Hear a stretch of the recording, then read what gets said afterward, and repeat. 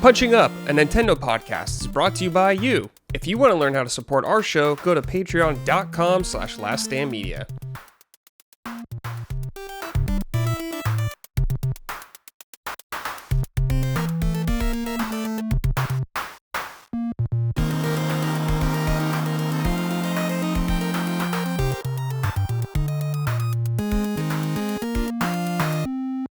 Hello, welcome to episode 68 of Punching Up, Last Stand Media's weekly Nintendo podcast. We're almost there, 69, Micah, almost the magic meme number.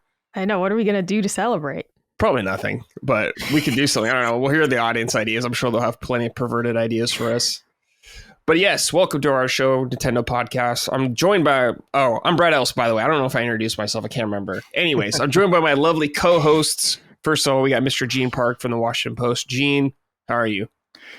Hanging in there. I unfortunately did not make it to the Expedition 33 spoiler cast today. I got really too busy with work. So I was just talking to you, Brad, about maybe at the very, very end of this episode, I can take like 5 to 10 minutes to just get my rocks off and just talk about Expedition 33 for a little bit. And you can tell me what you guys talked about too for a second. Yeah, too, sure. So. Yeah, we'll do a little mini one right there. So just letting you guys know, if you're worried about that, it'll be at the very end of the show, so you can back out real quick if you need to. We'll put timestamps too, so you know where it is if you just want to get there too. But yeah.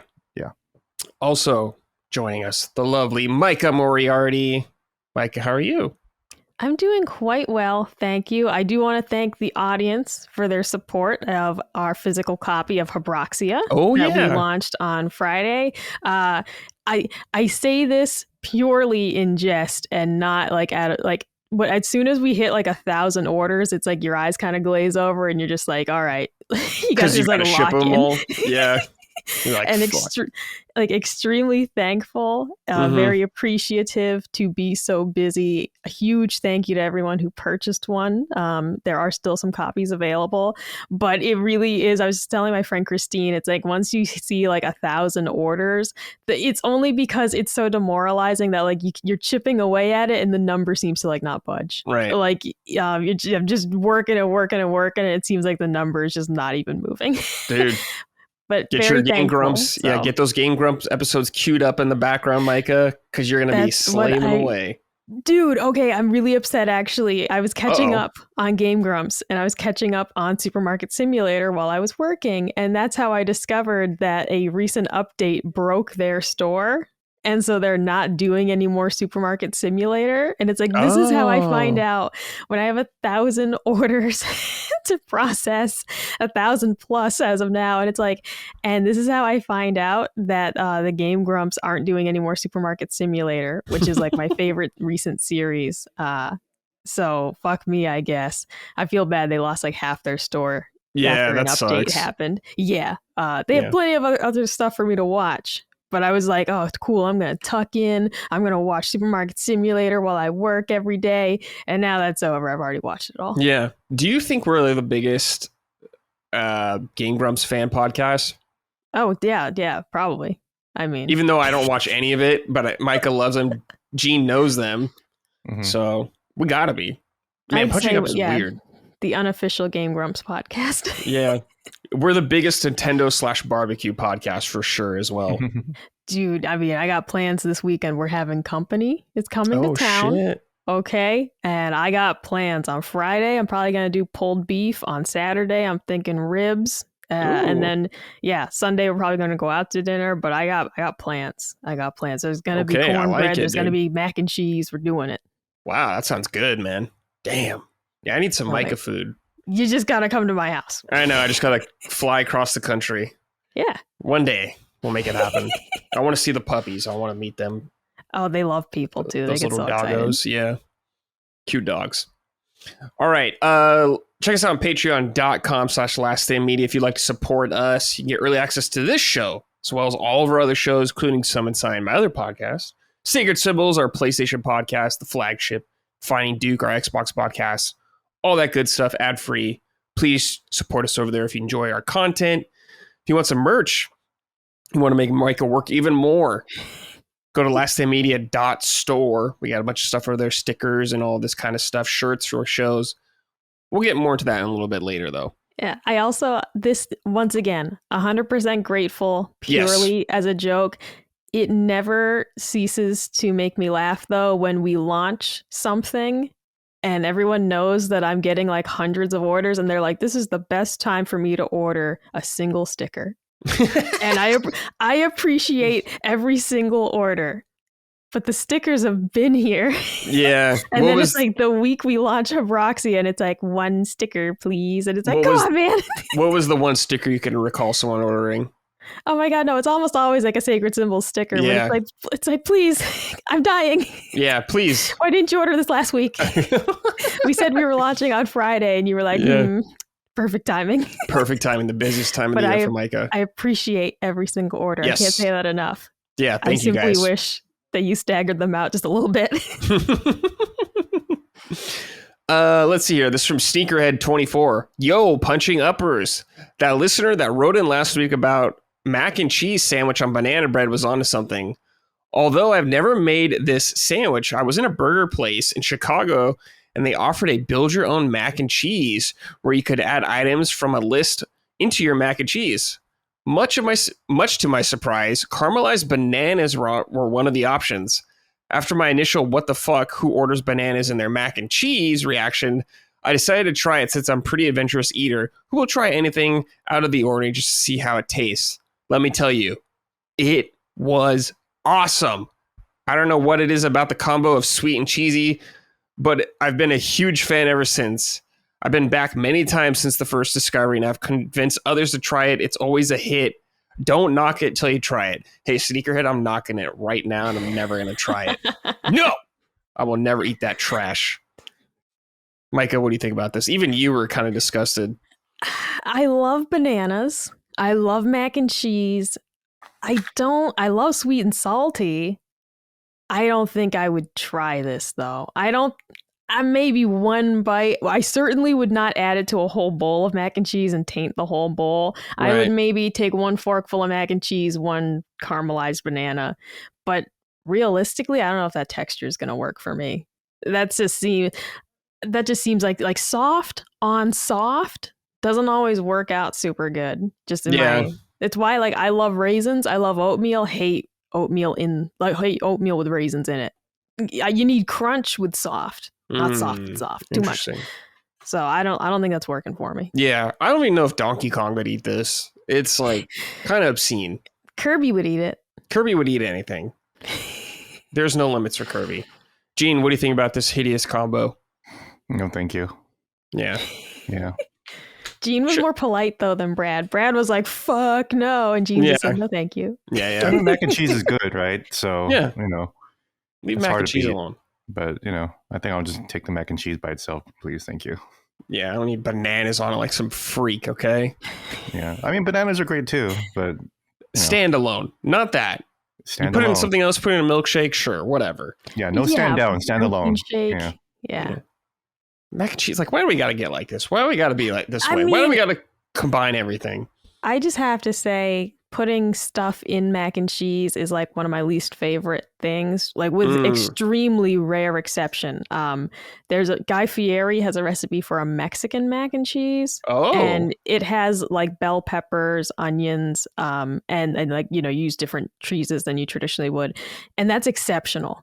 Sure. But I really don't go for putting, like, don't put buffalo chicken in the mac and cheese. Don't put lobster in the mac and cheese. Like, I love lobster and mac and cheese. Oh, man. I just don't want things mixed in it, except for this one specific Guy Fieri's taco mac and cheese. It might be called Southwestern mac and cheese if you're Googling it, but it's delicious. But otherwise, I usually am like, oh, they put stuff in the mac and cheese. Like, I'm not into it. Yeah. I mean, I would eat some like meat and mac and cheese. Sure, I could do that. But like fucking banana, it's like putting an apple in your mac and cheese. It's like, no, dude. I'm not putting an orange on that. Yeah, a pear. A pear could work. Now that's just talking because pears can go savory. No. Korean barbecue uses pears to tenderize the meat. So but they don't put it in mac and cheese. No, but they put it in things. I'm just saying, like, pears can go savory. I wouldn't. Bradley, I wouldn't. All right. But a pear would be more acceptable than a banana. Sure. Whatever. Do you think we can get Guy Fieri on this podcast? We should reach out. That'd be fantastic. Do you know him, Gene? I feel like you know everybody. I don't know him, but I got a contact. Him, so. Okay. Yeah. Same with Anthony Bourdain, and actually, like one of my best friends was really good friends with Anthony Bourdain. Whoa. And one of my biggest regrets is that I never got to meet him when he was in Yeah. Hawaii. Oh, He man. came to Hawaii all the time, Damn. and I just never got the chance to hang out with him. So, Damn. yeah, that's a bummer. But Well, yeah, we could talk to Guy close, Fieri. close. But yeah, I'm not too close with the culinary world, I think. Yeah. Is that guy Emerald still around? Oh, Emerald. I love him. Or yeah, everyone was doing the bam for like years. Mm-hmm. I used to love watching his show when I was a kid. He was one of my favorites. Colin and I were just talking about him because we were talking about our favorite Food Network shows. When I was a kid, I'd come home from school and I would always put on like Alton Brown or Martha Stewart. I shouldn't say put on because we were at the mercy of whatever the TV put on in those days. But those were usually in the after school block. And I just loved watching Food Network. 30-minute meals with Rachel Ray. Are you kidding me? $40 a day with Rachel Ray? Yeah. I was a Rachel Ray stan very early Yeah. on. I remember. Rachel Ray's so hot. Here we go. Back on track. Yeah. Yeah. This is, I wish I knew her biblically. Dude, if we could meet Rachel Ray, I would be like childhood Micah would like lose her mind. Okay, because there's a specific episode where she's slicing garlic really thin, and she's like, "This always reminds me of in Goodfellas when he's slicing garlic with a razor." Now I've still never seen it, but as a kid, I was like, "Oh, can we watch it?" Rachel Ray mentioned it. And my parents were like, "No." Yeah. you cannot watch Goodfellas. Damn. Still haven't seen it. I'm letting Rachel down, but I love her so much. Damn, okay. dude. She's gotten older. She hasn't aged too well. So. Oh. Hey, we'll still hit it. No worries. No problem. No problem, man. Okay. You know, Jada De Laurentiis. Definitely different from the early 2000s Rachel that I remember for sure. Sure. Well, I'll say Jada has aged very well. Jada De Laurentiis. If you remember her, she was like the boob chef on Food Network. My mom barely let me watch the show. She was always wearing low cut shirts. And it's like, I'm just watching her cook, all right? Like, it's Food Network. Yeah. It's appropriate. Nothing wrong with little titties right there. It's totally fine. You Nothing- know, Well, it doesn't do anything for you, all up but in the chicken. yeah, hey, it's not a bad thing. Sounds good to me and Gene. I really want Guy Fieri on this show now. Fuck, I should reach out to him. You want to talk Nintendo? Well, you know what? We'll make the Mexican mac and cheese, and maybe we can make that as like some sort of offering, and see if we'll get him. That is the name of it. I just googled it. Offering, yes. Yeah. I will say I changed the recipe slightly. I think he called for, that cotija cheese. I couldn't find that, so I didn't use that, but it was still excellent. Okay. Let's see here. Some video game news, actually. Prince of Persia: The Sands of Time remake is still coming. Now, this game, if you guys remember, got announced so long ago. It was like pretty much done. There was trophies for it, I believe. Game got pulled because when they showed the game, I thought it looked like dog shit. So I'm happy it never came out, actually. Terrible. It did not look good. Yeah, It looked really bad. So I'm happy it got canceled and they're rebooting it. But the Prince of Persia Twitter tweeted this out. Yep, we're still deep in the game, exploring, building, and ensuring the sands move with purpose. The game is being crafted by a team that truly cares, and they're pouring their hearts and a lot of coffee into every step. Thank you for sticking with us. Ubisoft, man. We got... What is it? Splinter Cell still cooking, apparently. Didn't they just tweet out like a picture of Sam Fisher's face a while ago, and that was about it? Dude. I don't know what's going on with anything at Ubisoft, honestly. Yeah, an insane time for that company. Yeah. But I don't know, Micah. First of all, have you played Sands of Time back on the PS2, Xbox, or GameCube back in the day? No, this is not the game I thought it was. Prince of I thought Persia, this was the one that. Yeah, I thought this was the one with Elika, and that's not the one, is it? Oh, that's like the sidekick. 2008 one, I think. Yeah, that's okay. Yeah, that's what I was thinking of. And I'm gonna be funky with you. I didn't like it, so. Oh yeah, that game. I'm just not a Prince of Persia person. I don't. Sure, think. Sands of Time is like the one that kind of brought the series back. Was really cool back in the day when it came out. Awesome game at the time. Influential. It was one of the games that kind of like elevated the eco. The game that fucking Dustin and Colin hate. The worst thing about our company, honestly, is uncultured swine. Yeah, uncultured swine. The fact that they don't recognize the brilliance of that game, and the fact that like their fucking favorite games are inspired by it. It's crazy.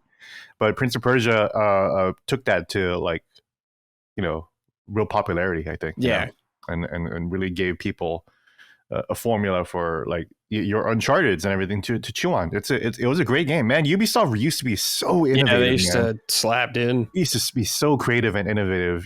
Like obviously the Ubisoft the phrase Ubisoft formula exists because they used to be so creative. And they just kept making that.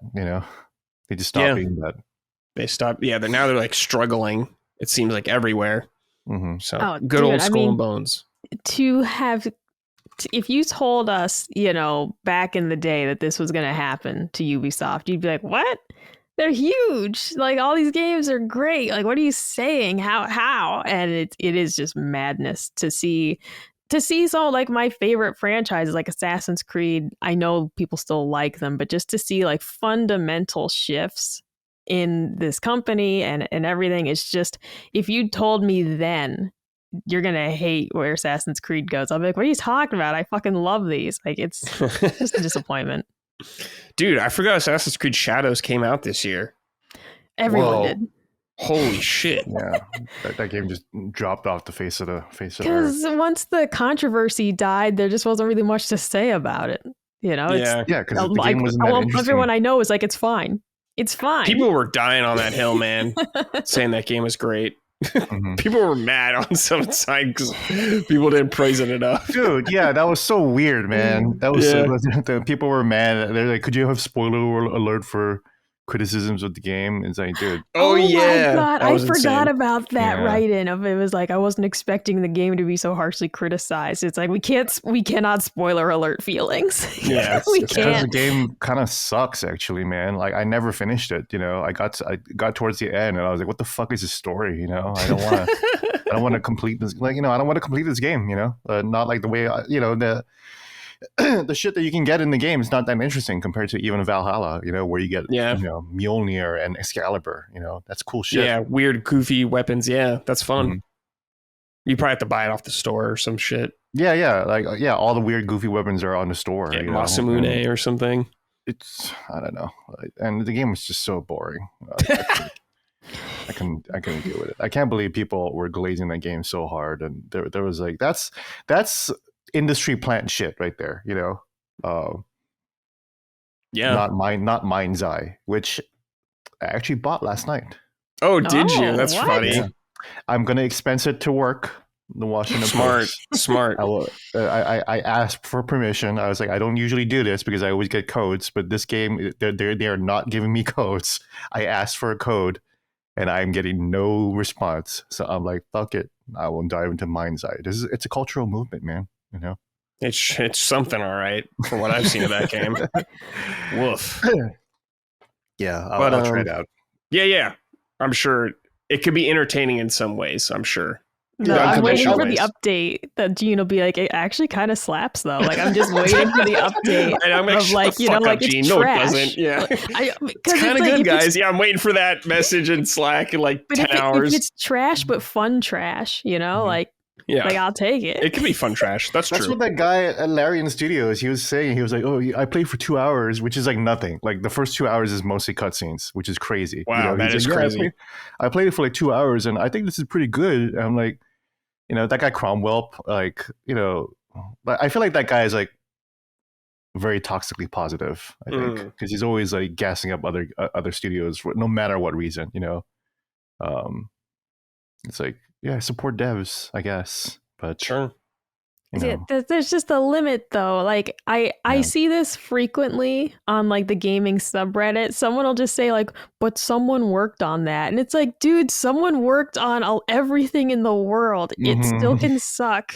Okay, like someone worked on the big dig in Boston and it killed a woman. All right, like, so yeah, someone worked on that, so we can't criticize it. someone worked hard on that. Like, it failed. Yeah, And someone's I'm working not saying hard. like go kill yourself. I'm saying like your work's no good. Yeah, someone's working hard on this war with Iran right now. And you can't criticize that. People are working so hard. Everyone at the Pentagon, people work hard on 9/11 too. Yeah, I guess so. You gotta be toxic. You gotta be toxic positivity. Toxic positivity. You gotta support people when they work hard. Yeah. That doesn't make any sense, dude. 2 hours is not a long time for any game, unless the game's 2 hours. And especially if it's cutscene heavy like that. Like I'm talking to Colin. He's playing Death Stranding, and originally he was going to play with headphones on because he didn't want to spoil it for me. But I was like, no, just play it. I want to just see it. I don't think I'm ever going to play it. Mm-hmm. And like that game is so cutscene heavy in the intro that I was like, if I started this with zero, because I'm starting from scratch, I had no idea what was going to happen. But I was like, this is like a movie. You just watched a movie's worth of cutscenes. And now you're starting the game. And because he was noticing like the sharp drop off in the trophies, like the story related trophies, the percentage of people that got there. And I was like, that would be me probably, because I wasn't expecting to watch a 2-hour movie first. And I probably would take a break. Kojima games, man. Yeah, love Death Stranding 1. Absolutely adore it. One of my favorite games of all time. But it does have a problem at the beginning where it just slow. It's just very, very slow. The pacing is just too slow. Because the story, I'm like, I want to know what this is all about. They're talking about the Death Stranding and the time, whatever. I'm like, yeah. Tell me more about it. But it's like, I'm like, this isn't a game yet. Right now it's not a game yet. It's like, I'm very interested. But I don't know. I did have an ex-girlfriend of mine from Hawaii, and very lovely Chinese girl. I was responsible for her divorce, actually. What? But we started seeing each other at pretty much around that time. Oh my god!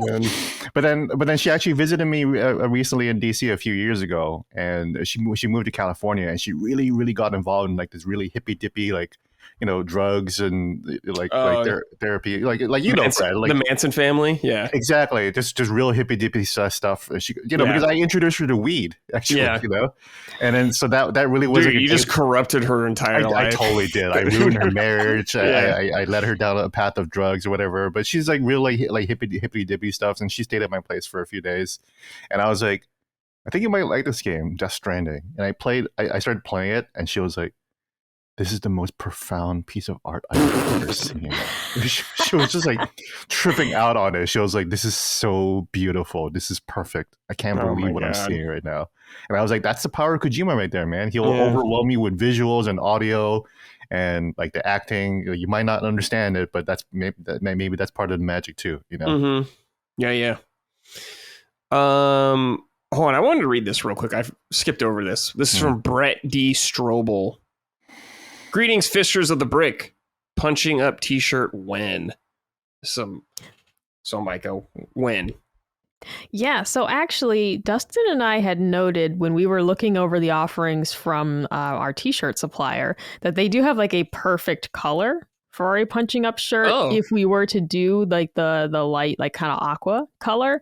But this is something that we've discussed as we'd probably do it as a pre-order, only because our minimum buy for shirts to get like a reasonable price, I believe, is like $150.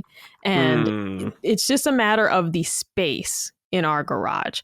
However, if we were to do like a pre-sale, let's say, and I know for sure that we're going to sell, like, it's like, okay, 100 people pre-ordered it. So for me to store 50 shirts isn't as crazy as for me to say, like, we're going to buy into 150 and then see what happens.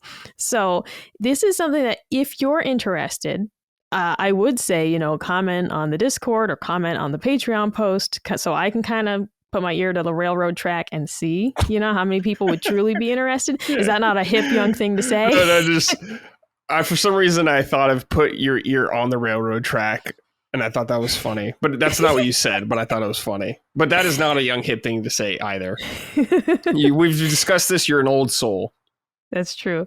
But yeah, if we have enough interest it would be worth us setting up it as a pre-sale and then just gathering that, because the reality is that if we're only going to get 25 orders, which we'd appreciate, but it's not worth us having to store them, because the way we run the merch shop is that everything is stored in our house. And that's why with some of the experimental designs, like we did not know the Moriarty Ray Gun shirt would be so popular, but we thought like we might only sell like 50 of these. We literally were thinking like, I don't know, maybe 50 people who'd wear this shirt. And so we did it as a pre-sale. So we'll probably do something similar, but I would like to gauge interest. So commenting on the Patreon post or, YouTube, wherever, Discord, hit me up, just so we can get an idea if people would pre-order it if we did so. Yeah. Do you think we could make like a Gooners Club shirt or something? That might sell better if we did Gene's Gooners face on Club. It. Yeah. The G Club or something. Like if we came up with, so like, do you remember members only jackets? Yes. If we came up with some sort of like Gooners only jackets. Yeah. That might sell better than the punching up jacket. I mean, once again, astounded by like the stand down shirts. Oh and yeah, hoodies. that's a good shirt. And it was, but it's only because it was like, this is so niche. Because if you missed like that episode, That old war, became a thing. But if you missed the original clip of Dustin saying it and the follow up on the show, it's like, this is years old. Like that happened a while ago. We only got around to making the shirts recently. Yeah, like I never even heard it in like the actual thing. And I work here. Oh my God.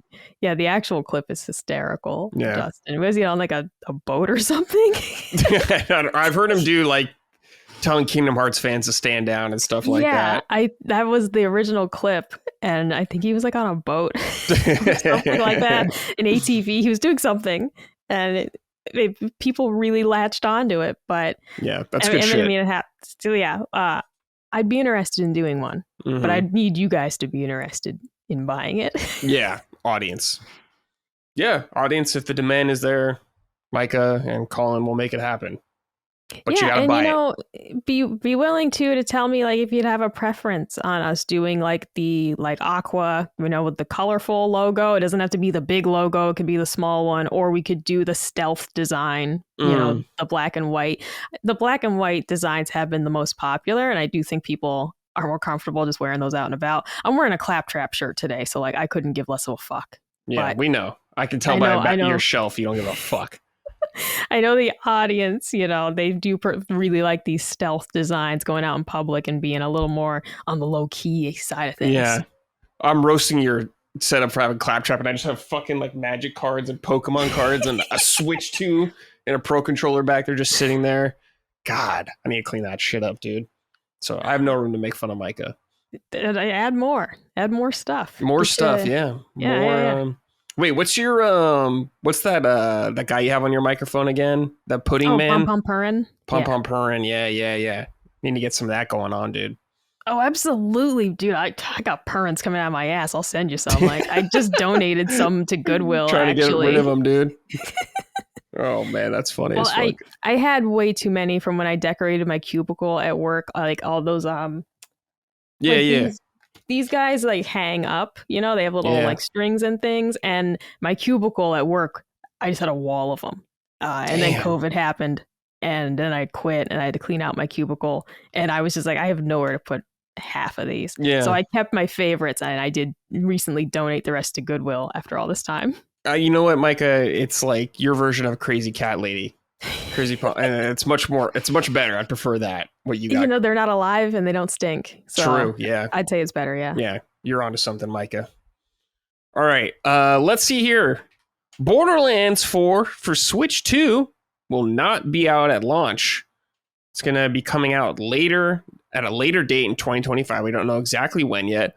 Also, you guys may remember a couple of weeks ago, Randy Pitchford was asked about the price of Borderlands, and there's a whole fiasco going on about true fans and all this kind of shit. Well, the pre-orders are up for the game now, and it's $70, not $80 like many people were fearing. It's not Outer Worlds, which is good, $80, but $70 for a Borderlands 2. Switch 2 version, not going to be there at launch, though. Micah, what do you think about this? This is a Borderlands enthusiast, I think. Yeah, So I was planning on getting this for Xbox anyways. Okay. And that's definitely where I'm going to pre-order it. Now, I was interested in hearing how the Switch version would run. Mhm. But in terms of shooters, like the Xbox controller, so Yeah, much that's your better shit. for me. And I do just, I love using the Xbox handheld. Well, you don't want to use that the I have. dolphin skin controller? It's so smooth, right? It's Yeah. so fucking smooth. Dude, Kristen also didn't like this, Micah, as well. I hate to say it, but I'm women- using my regular Pro controller, the original one. The bitches don't like it.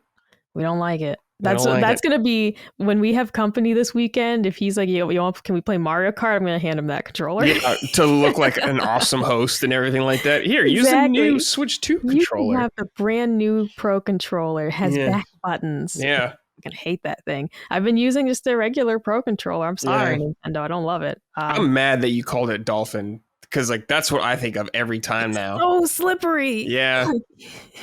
Reminds me of like Batman's dolphins. suit or something that George Clooney wore or something like that's what it'd feel like to me. I feel like Batman's 90s Oh, it kind needs of his shitty nipples. suit. Yeah, the nipple suit. Exactly.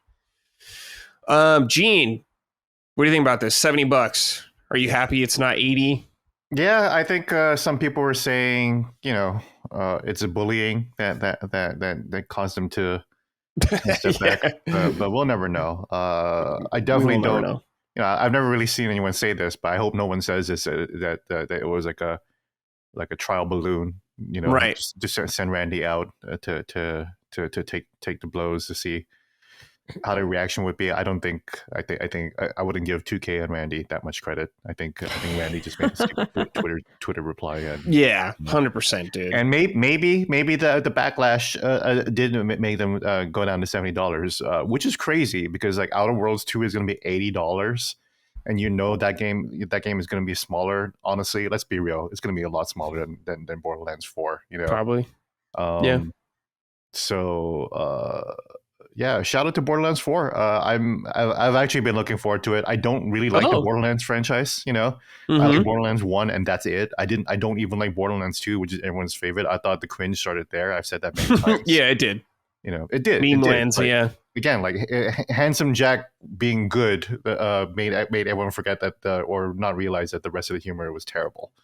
And then Borderlands 3 and Tiny Tina, whatever, just put that on full display. So Borderlands 4 looks cool. I've seen the trailers. It looks interesting. The enemies look cool. I'm down for a Borderlands, a good solid Borderlands experience. So I'll check it out. I don't need to play on a Switch 2 either. So yeah, a lot of you guys sounds like gonna be playing that. That'll be interesting. Hopefully that's crossplay. That'd be nice. So Micah, you and Colin could play together too. That would be great. He's not going to play it with me. Well, he's gonna play Gears of War with you, isn't he? Yeah, but that's because I think he knows I would divorce him. That's a step. Hey, that's all you gotta do is threaten. Keep those threats up, Micah. I don't know, Brad. Let's tell you how to live your marriage, all right? He played the entirety of Borderlands 2. He did not once say you want to hop in, like not once. Yeah. Okay, it's just not in the cards. But yeah, we're gonna play Gears of War together for sure. That's wild. Or else. But you know what?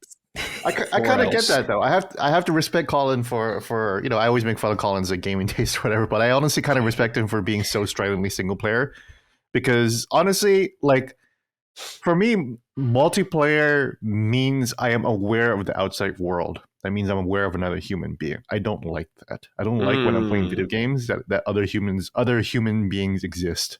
I think that's annoying, when I go into a multiplayer game, I have to be ready. Okay, well, I'm playing a video game and other people exist and I have to deal with that, but I don't want to have to deal with other humans when I just want to enjoy a game. So yeah. I feel like Colin is kind of like that. That's a lot like me too, Yeah. Well, he just doesn't want to do anything with anybody, so yeah. That's just the way it is. God bless him. Again, I respect that totally. Yeah. God bless him. Live your life, dude. Yeah. Oh my God. I mean, he was playing that, I can't remember what it was called. He was playing that paddle. That Brick Breaker game, recently, like that Atari did. No, Atari. not his Okay. thing. Yeah, it was that Atari collection of Brick Breakers. And there were some Jason. of them that you needed 2 players, and at first he did try to use 2 controllers to just do it what himself. A fucking dweeb, dude. and then he was like, I think I need your help. And then I was like, I don't know if I'm high enough skill level for this. We ended up doing it. We got the trophy. Yeah, hell yeah. We did all of them. There was like 50 co-op stages to do. Oh man. But it was just so funny that his initial response was, I think I could just do this with 2 controllers. Yeah. That's really funny. That's very dedicated. I Yeah. appreciate that. The mind of Colin Moriarty. Mm-hmm. Strange place. Yeah. But yeah, Borderlands on Switch 2 sometime 2025. We'll see if it gets delayed or not, but that's the plan for right now. All right. Next we got here, Switch 2 sets all-time record in the United States. Let me read this from VGC. They got the whole breakdown. That's Video Games Chronicle, by the way. The record previously held by the PS4 has been smashed by Nintendo's console, which sold 1.1 million Nintendo Switch units in the US during its first week on sale. In the US, almost 80% of players who purchased a Nintendo Switch 2 also purchased Mario Kart World, either as a standalone physical game or as part of the hardware bundle, which included the game as a pack and title. Dude, who's not going to buy Mario Kart World if you're buying a Switch 2? Micah. Well, yeah, I was not going to, yeah. The 20%.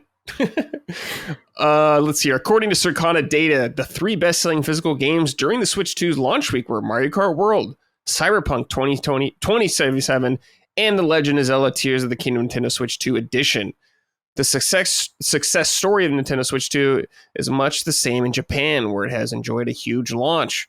Famitsu has published hardware sales data for the week that ended June 8th, which covers the Switch 2 4 days on Switch are on sale in Japan, revealing that some 947,000 consoles were sold. More impressively, this data is unlikely to include sales on Nintendo's official Nintendo Store, which almost certainly takes Switch 2's Japanese debut to over 1 million units. So there's a little more information there, but the fastest selling console ever in the United States right now, all those people bitching about not buying it, it's too expensive. Liars! Oh, you're frauds. The Steam Deck. Buy a Steam Deck instead.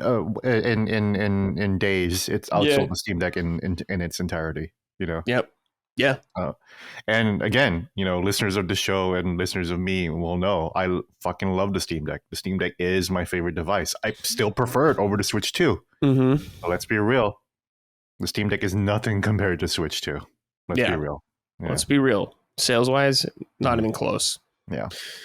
Gene, how do you feel about seeing Cyberpunk doing so well on Switch 2? Not surprised. It's a blockbuster game, sold really well, and it is the lead third-party game. It is the best game to showcase the power of the Switch 2. Mm-hmm. And I think I mentioned on Summon Sign yesterday, but one thing disappointing about it is that it has lower crowd sizes and traffic in the streets. So it is following the PS4 version in that regard in terms of what you can see, but the resolution, the performance is better than those consoles too. So it's sandwiched right in between the generations. But and I played a little bit of it too. I actually got all the way up to past the intro of the game. And it looks fantastic. Before I started noticing the crowd sizes, I started to think I'm just playing this on my Xbox Series X again, basically. Yeah. The DLSS looks really good. So yeah, not surprised. And also physical, the fact that it's one of the few, full games on a physical cart, you want to collect that, Yeah. That's good. Yeah. It's a very nice thing because it is more expensive. So CDPR has to pay more for that. So it is nice to see them do that. I love CDPR for this is what reminds me of why CDPR is one of the best studios out there, because they're always very forward thinking. They're always thinking about the player first. Obviously they took a lot of PR damage with the Cyberpunk, with the release of Cyberpunk back then, and they didn't handle all that well initially. It was really, really disappointing, but it's nice to see them kind of come back and remember, we used to really care about players. We used to really care about high quality product, and we used to really invest in that stuff. And I really appreciate them doing that. Yeah. So, and I know apparently I have a lot of big fans of me in that studio too. So shout out to CDPR if you guys are listening. Oh, really? Interesting. Yeah. Cool. Nice, dude. Yeah. Let me read this too right here. Earlier this week, Nintendo announced that the Switch 2 has sold 3.5 million units globally in its first 4 days on sale, making it the fastest selling Nintendo system ever, and likely the biggest ever console launch. Micah, how do you feel about all these sales numbers? The game's selling? How do you feel? This is good. This is good. It's one of those things for me that it highlights just that so much of the negativity and the noise is simply from people who weren't going to buy it. And it's just like, you don't have to. You don't have to buy one. You're allowed to say it's not for me. But like the amount of cope, as I see people say, it's like, dude, people are just being like, I can't believe this thing sold so much. It's like, I'm shocked that you think that. I'm really shocked that you thought that no one would want to play Mario games anymore suddenly. It's just I saw on the subreddit someone saying like, I just don't understand the appeal of Nintendo games at all. And it's like, you don't understand the appeal. Well, just any of them. I mean, geez, like we got Fire Emblem. There's variety. It's not like they're all Mario. They're not all Kirby. There's variety. But it's like, I don't understand the appeal of Souls likes. But I don't say I can't believe people buy these. I don't say I can't believe people play these. I just say it's not for me. So the sales only reinforce that it's like, no, this is not just like this isn't a bunch of fanboys saying, no, we want the Switch. It's like, no, it's the world saying we want the Switch because there's so many. I just saw so many posts saying like, oh, Nintendo fans are going to be upset when this thing doesn't sell. And we're still seeing people say that like, it must not have sold well because I can find one at my local store. And it's like, I mean, if your local market didn't sell out, that it does not mean it didn't sell at other places. Like it completely sold out in my area of the suburbs where I'm surrounded by children. The fact that this dude literally lives like in Europe. He's like, well, it didn't sell out here. And it's like, I don't know, how much is that fucking thing in your money? Like, really? It's like, I'm just saying, like, I'm talking about the American suburbs. That thing's fucking gone. Yeah. Okay. If it didn't sell out in the Netherlands, like, I don't know, man, like how much is it in Netherlands money and how many children live near you? I don't know. But yeah, I'm happy with the numbers just because it kind of shuts some people up. Like, just let me play it. Just let me play the damn thing and be happy with it. Yeah. Shut the hell up. Despite all the misinformation about the Switch 2 as well, people thinking that, oh my God, dude, I was just on a podcast with someone who I like very much. I like her very much. I respect her, but during the podcast, she says, I can't support Nintendo when they're selling $90 games. And I was like, come on, you need to stop this misinformation. Like that's stupid. And then she had to retract in real time when she realized that she was wrong. And I was like, oh my God, dude, how did you still fall for that? But like, I understand that because like prominent games journalists were repeating that lie too. It was crazy. Yep. I still can't believe it. People still think that every game is a game key card. And I don't like the game key card situation at all. I think it sucks. But you can buy every game, full card. You'll be able to buy a Donkey Kong Bananza full card too, And we don't know what the future will hold, and hopefully it will be better than this third-party lineup of game key cards for sure. Yeah, but there's just way too much misinformation. Yeah, people are just they want to get out there first, and it doesn't seem like accuracy is very important. It's just about getting the information out there, even if it's wrong. That's why we see that happen all the time. But no, honestly, that's a really good point, Gene. This is why I don't like calling myself a games journalism, because games journalism is embarrassing, man. Look at what happened with Final Fantasy 16 now. Now it's coming out that Final Fantasy 16 actually sold fairly well on the Xbox. Everyone was taking like a Twitter account and this fucking Alinea analytics firm. Like, what the fuck, man? They took their word for it by saying that it didn't sell. Come on, man. You know how easy it is to start an analytics firm? We should start one. It's very one. easy. You just start one. Just start one. Just go to the business office and say, I want to start an analytics firm. Boom. You got Gene Park Analytics, Yeah. Let's start one. Colin just calls himself an analyst. Well, what did he do to deserve that? Just work at IGN? That's it, It's very easy to just call yourself an analyst and just run that. So you don't gotta go through trade school or get a degree to be an analyst. No, you don't do that at all. You just look at numbers and say what the numbers say, and then call yourself an analyst. It's very, very, very stupid shit. So, a lot of games media sites just pick that up because that's why AI is going to replace games journalism, because all games journalists do is just take whatever they see on social media and rewrite it and repackage it. It's awful. Embrace the robots. Yeah, fuck it. I'm at this point, I'm cheering for the AI now. I'm cheering for the AI. Oh no, dude, we've had we had a little bit of like our Facebook group for Last Day in Media. Like all Facebook groups now have like these built-in AI that like try to help you with your group, and like they make like aggregate posts, and then they also like make their own posts. I take it back. So I disabled it in our group because it just was not working well. It's so annoying too. It just blocks everything. Well, in the barbecue group that I'm in, it's called Grill Buddy, and it just kept asking questions like, "What's your favorite wood to smoke with?" And people would be replying to it. Then they'd be like, "Wait, it's the robot," and like they get upset that they were talking to the robot, and so they ended up shutting it off too. Yeah. That's just a matter of like, oh man, I don't know, the AI, man. I don't want to play with it. I don't want to mess with it. Yeah, I don't want to tell it what I like to grill. It's fine. We already did. I almost replied because it was like, "What's your favorite wood to smoke with?" And I was about to reply, and then I was like, "Wait, that's Grill Buddy. That's the AI." Yeah, it's just taking the your information and selling it to advertisers. That's it. Oh, dude, that's actually the GameStop lawsuit. Are you guys part of this? No. What's it called? A class action lawsuit. I got the email and I did submit my claim. GameStop is accused of selling users' Facebook data.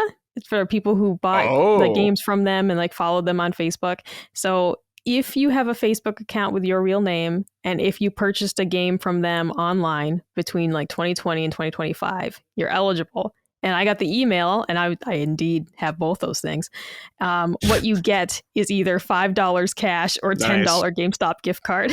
Nice. I took the gift card. If this all goes through, it still has to be passed in court and approved, but I might get myself a $10 GameStop gift card for them maybe selling my Facebook information. Maybe you can get like a Funko Pop on discount or something. That's what I want, is the Whopper Funko Pop. Actually, I see it every time I go. Funko Pop. What? Yeah, Whoppers, the candy, the little, the malted milk balls. They have a Funko Pop of that? Yeah, and I want him. I really want him. I see him every time I go. So if I get that $10 gift card, that's probably what I'm going to buy. What? I gotta find this.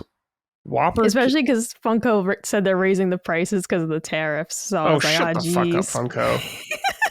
Oh, it's like the little candy box with legs? Yeah. And wait, dude, Micah, this is disturbing. So cute. Look at him. Oh my God. And I love Whoppers. So is he made out of Whoppers as well? Like if I bit off his arm, would it be a Whopper? I don't question him, Bradley. You should. If you're going to have him in your home, you're just going to let a stranger in your home like that? Yeah, right. I will. I'll let a stranger in my house. The Hat Man's coming if you take too much Benadryl. So, all right. Let's see here. Nintendo is selling games once again on Amazon after a hiatus. I looked up. No one knows exactly what the reason for this was, but Nintendo was not selling their games. They were not selling Switch 2s on there or anything like that. So you could not buy any of that stuff on there. Sold the number one selling console, by the way, without even using Amazon, which is a huge thing. So take that, I guess. But I don't know. Just good news, I guess. I personally haven't bought anything on Amazon game wise for a little while. But what, are you a Best Buy man? Yeah, because I do store pickup.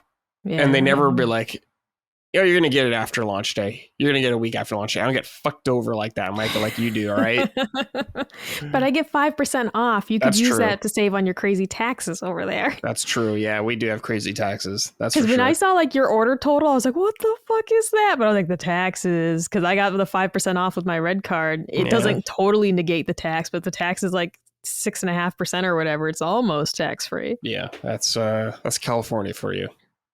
But yeah, Micah, you're a big online buyer. It's good news for you, I assume.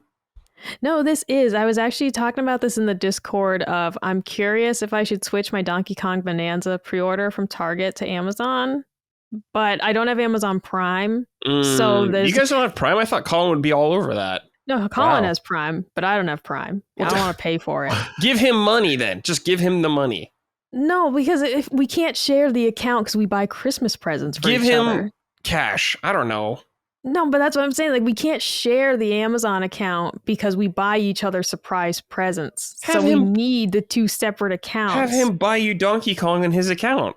Then I gotta wire the money. You live together. Your husband and wife, dude. I don't feel like moving the money around in the accounts, like actually I bought him some flip-flops the other day and I was like, I'm just going to take the cash out of the your wallet. Hey, because I was like, I don't feel like doing the transfer. Shout out to you guys having separate accounts. So I support that. I mean, we do have a joint account, like for monies. Yes. But yeah, for Amazon, look, it's like, I mean, I'm Christmas shopping in as here. Someone who has been party to many divorces, as I've mentioned before, this is a smart move. I'm not saying that you can call it are on the edge. I'm just saying. Just it's have him buy Donkey Kong. Just give him some money. I don't know, dude. Fucking figure it out. God dude, damn this it. is why I don't get any games on release day because I just always order it myself. And so but I get 5% off at Target. That's worth fine. something. That's good. Yeah, but you always get it late from Target. Sometimes 2 weeks late. Like, what was it, MEO? I think they got to be like 2 weeks late. Yeah, Target is not reliable. Target doesn't care. They are not reliable. Amazon barely cares too. Amazon doesn't always do that shit. Yeah, either, they don't give a fuck either. Yeah. Best Buy for Walmart's now. Okay, but not always great either. I don't have Walmart Plus, that's for sure. Maybe I could get Walmart Plus. You can spend money on that as well, Prime. probably. I think it's cheaper though. Like Amazon Prime's just too expensive. They rolled in the TV and all that. I don't want any of that. I just want the shipping. All I want is the 2-day shipping, and they should have tiers. There should be a tier for just the 2-day shipping. And then if you want Amazon Prime and all their shitty TV, you can have it for their $120. But like, dude, I don't want all of it. Because they need to rope you in. Because a lot of people would opt out. Because nobody wants it. Yeah, this is what they did. Out. Jeff Bezos. Man, they used to have $20. Do you remember the golden days when they had like $20 off on new games, man? It was dude, insane. I used to buy all my shit from Amazon. I used to buy all my shit on Amazon. That's what killed that is what killed GameStop for me. That's my official heel turn when I stopped going to my local GameStop was because Amazon could save me $20 on new releases. I was like, I'm poor. Yeah. I cannot turn this down. That was a huge thing. Yeah. Get cheaper games there. I remember Best Buy used to do that as well. Now they all gave up. Yeah. And now we're in a digital future. Gene, does this impact you at all? Do you ever buy games on Amazon? I buy games on Amazon all the time. So. There you go. All right, dude. Which is why it confuses me because I've always bought Nintendo games on Amazon too. Mm-hmm. So I don't know when this hiatus happened. Like, did it happen in just a few months or something? I think it's been on and off kind of thing. Yeah, because I noticed at one point, like I went to pre-order something and I was looking like, for Switch weird 2s that Amazon time. doesn't have it. Yeah, and that's when I Googled it and I was like, oh, they don't sell Nintendo games anymore. No, but I can't remember when I noticed. I feel like I'd never noticed at all because I bought Echoes of Wisdom through Amazon, that was fairly recent too. So if it happened this year for some reason, and during the Switch 2 launch. But I absolutely bought, I can look at my Amazon orders right now, Zelda, mm-hmm. and shit, I don't know how to look at my orders, Zelda, and then sure enough, I bought it. Bought it recently, 2024. Yeah, I don't get it. But whatever. What's ever going on with Nintendo? Ordered on March 11, 2025. Even I even bought it. I even bought it a couple months ago. Yeah, maybe it was just newer things they weren't selling or something like that. I don't know. But Switch 2. I wonder if it wasn't maybe you couldn't pre-order specifically. Like that. I don't know. Because it's of course, I can't remember what game it was. There was something that was coming out, and I just was like, oh, I can't get it on Amazon. And that's when I Googled it and saw you cannot pre-order Nintendo games on Amazon. I was like, all right. Yeah. Okay. But cool. Yeah. I'll get it from Target and I'll wait 3 weeks. Yeah. Show you. Did they not have store pickup at Target? I mean, they might. I don't know. I got to drive all the way down there. All right. Or you can wait weeks. You got to No, because, okay, you go to the electronics department. There's never anyone there. And then you got to walk way down usually to the gardening or something, try and find a human. They don't staff people at the electronics department at my Target, and it sucks. So you can't just go in and get it. It's just awful. It's just truly awful. This is not a good Target, if I'm being honest. And I love Target. This is not a good Target. Step it up. What is it, Richmond or something? Where it is, Richmond Target? Yeah, no, it's there because put them on blast. I don't. So the Midlothian Target is the one I shop at. It's okay. The one in the city's definitely better. Yeah, but it's too far. Yeah. Way too far. Well, if you're looking to get games on Amazon, you could probably try again now. I just looked at it. I don't think there's Switch 2s on there yet either, though. They're just not even listing them. Yeah. I mean, yeah, definitely Switch 2 was not on Amazon for sure. I looked, and that was not there. So I was like, okay. All right, let's see here. Micah, what are you playing? We'll start with you since me and Gene were on Summon Sign yesterday. We'll start with you.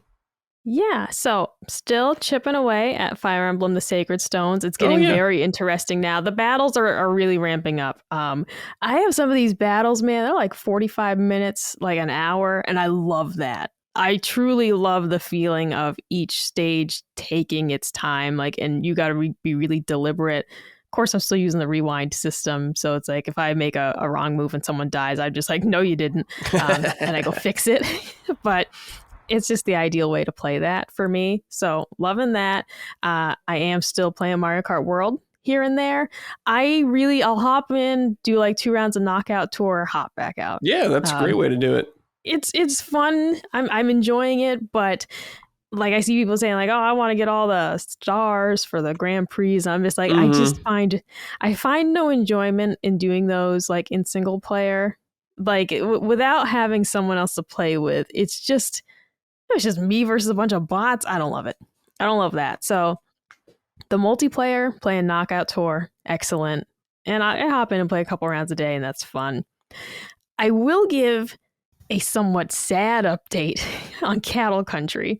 Because as you guys know, I mentioned that last week. I was really excited about that game for months, okay? And the demo was out. Cattle Country. And well, actually, that's how the guy like talks in the intro. Did you play it? Yeah, I saw the trailer. It's Arthur Morgan doing it. It's actually him? Mm-hmm. The voice actor, yeah. Oh. Well, so that makes this only more difficult. Yeah. I want to give it props for the things it does right. It's very cute. Love the art style. Love walking around the town. It is well written. Talking to your neighbors is enjoyable. They each have these little sub stories, even within the demo. I'm just talking about the demo. They all have these little sub stories that you can just tell you're going to dig deeper into, like the potential that the saloon might be haunted, or this little boy who wants to build a box car and he keeps hinting about something that happened before. And it's just one of those like, okay, yeah, this game's going to have some layers to it, and I'm going to want to get to know my neighbors. But unfortunately, it seems like getting to know your neighbors is the best part of the game, because the actual kind of playing it was not as much fun. Mm-hmm. The number one complaint, and you're gonna laugh hearing this from me, there's something wrong with the music, and then that like there is none. And so the developer said on Twitter, the music intentionally is supposed to dip in and out, but there is none in the demo. And I cranked the volume way up on the Switch. Occasionally you hear something. I went in the settings, I turned up the sound effects and the music all the way up. You hear like bird sounds occasionally, like ambient noises, but it's way too quiet. It's just, okay, for a game that's focused on like repetitive tasks, you gotta give me some background music, dog. You gotta. Right, you gotta. And it's just silent. It's like painfully silent. And that's something I would hope they could fix. But that's not excellent. I'm not loving that. Well, not just the other excellent. That was awesome. Well, because it's like I don't want to be mean, because this is a very small team. Yeah, of course. Because I mentioned it, I just want to be like honest and transparent that I just didn't love the demo. You know, the number one thing for me is they give you way too much at once. It is a hallmark of games like Story of Seasons and like, Stardew Valley. You don't get everything all at once. You don't get the big farm all at once. You unlock it piece by piece, and it's the progression, it's the reward. And they give you so much farm space, it's almost overwhelming to just be like, here you go. And then the other thing is just having like way too many items all at once, too much to choose from. Like, you should give me like 2 crops I can raise, and I unlock more as I go. But they give you way too much all at once, to the point that you're almost like, I'm almost not motivated, because I'm like, well, what am I going to unlock? Like, just more? Like, just more and more and more? And that sounds weird, but just generally speaking, if you play a lot of these farming games, like, you usually start with like fuck all and you unlock stuff. That's the whole point. And Like, interesting enough, here's like another mechanic that doesn't really jive with me. They give you way too much stamina. So usually in a game like Story of Seasons, you'll have very little stamina early on. So you cannot complete all your tasks that you want to do. And you know, your stamina improves over time. So you can do more and more tasks every day because as your farm grows, of course, you'll need more stamina. They gave you so much stamina here. It's just not a problem. And I saw a review because I did go and read some reviews, and there was one review that was praising it because it's doing something different. It's like, yeah, it's kind of nice to just have all the stamina, but I'm like, but where's my reward? Mm-hmm. And also, it's just metering out the gameplay is kind of how these stay, kind of how they keep you from getting burnt out. Right. Like Story of Seasons, you can only do so much in your first couple days, and you're antsy to keep doing more and more. In this game, you could like work yourself to death immediately. Wow. And I could just see you just getting sick of it quickly because instead of slowly ramping up, you could just fucking go. So that's just a kind of fundamental, I don't want to say flaw, but just a dislike that I have of how they structured it. Because the number one thing for these games is unlocking more and improving your character and what you're able to do each day. And having so much available to you all at once and the stamina to do it all is just kind of like, I don't know, what am I working towards? What am I working towards? Right. So I still want to say check it out if you're interested because their reviews are pretty positive and people do like that. People like why it's different from other games. I think I just don't jive with it. I'll also say the developer flat out said on Twitter that the Steam version is the best version to play right now because they can push updates out the fastest. Right, yeah. And the patch approval process on consoles is so much slower. So they themselves have said if you're interested in this game, like Steam is the best experience. So if you're interested, still free demo available. Probably, check it out on Steam if you have access to that. But if you are like me and you wanted to play it on Switch, I'd probably say to wait and see what patches come out because they're certainly hinting that things will be patched. But yeah, I'm just disappointed, especially because I saw that they were doing a physical copy on Amazon and I was about to just buy it. Because I was like, oh my God, you're going to love it. And I said, you got to play the demo first. You got to be responsible. And I'm kind of glad I did. So I'm going to return to it down the road, though. See if they do patches. See if they change things, because I don't want to write it off completely. It's also getting like good reviews and good user feedback. I think that I just know what I like when it comes to farming games and cozy life games. And I think this departure from the normal formula, it's refreshing if you're sick of the formula. But I wasn't sick of the formula. So I think that's kind of where I'm at with it. But otherwise, I also really applaud them for being very upfront and transparent with questions and things on Twitter and such. Like the developers are just like readily answering questions. Like I said, they're readily saying like get the Steam version for the best experience right now because these patches take much longer to push through on console. So I applaud them for that. And I do think they did something interesting with the game. I just don't know if I'm a fan of how different it is. And I also don't know for sure how accurate a representation the demo is of the finished game. But this is, their chance to kind of sell you on it. So if it's not, I don't know. Yeah. But I was disappointed. But I wanted to be transparent because I was like so fucking hyped about it. I mentioned it last week. Yeah, maybe checking in on it down the line. See if exactly. I'm gonna check later and see if the updates and patches have been made. Like I don't expect them to fundamentally change the game in terms of like, oh, now you have less stamina. I don't expect them to do all that.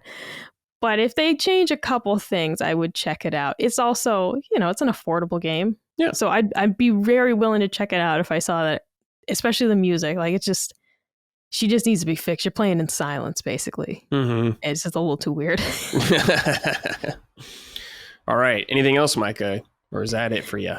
No, those three are it. I'm hoping I'll beat Fire Emblem: The Sacred Stones this week. I feel like I'm getting pretty far in it. The battles are definitely getting really difficult, so I hope I'm getting pretty far in it, because otherwise, like, my goose is cooked. But I'm hoping I'll be able to beat that this week. Cool. Awesome.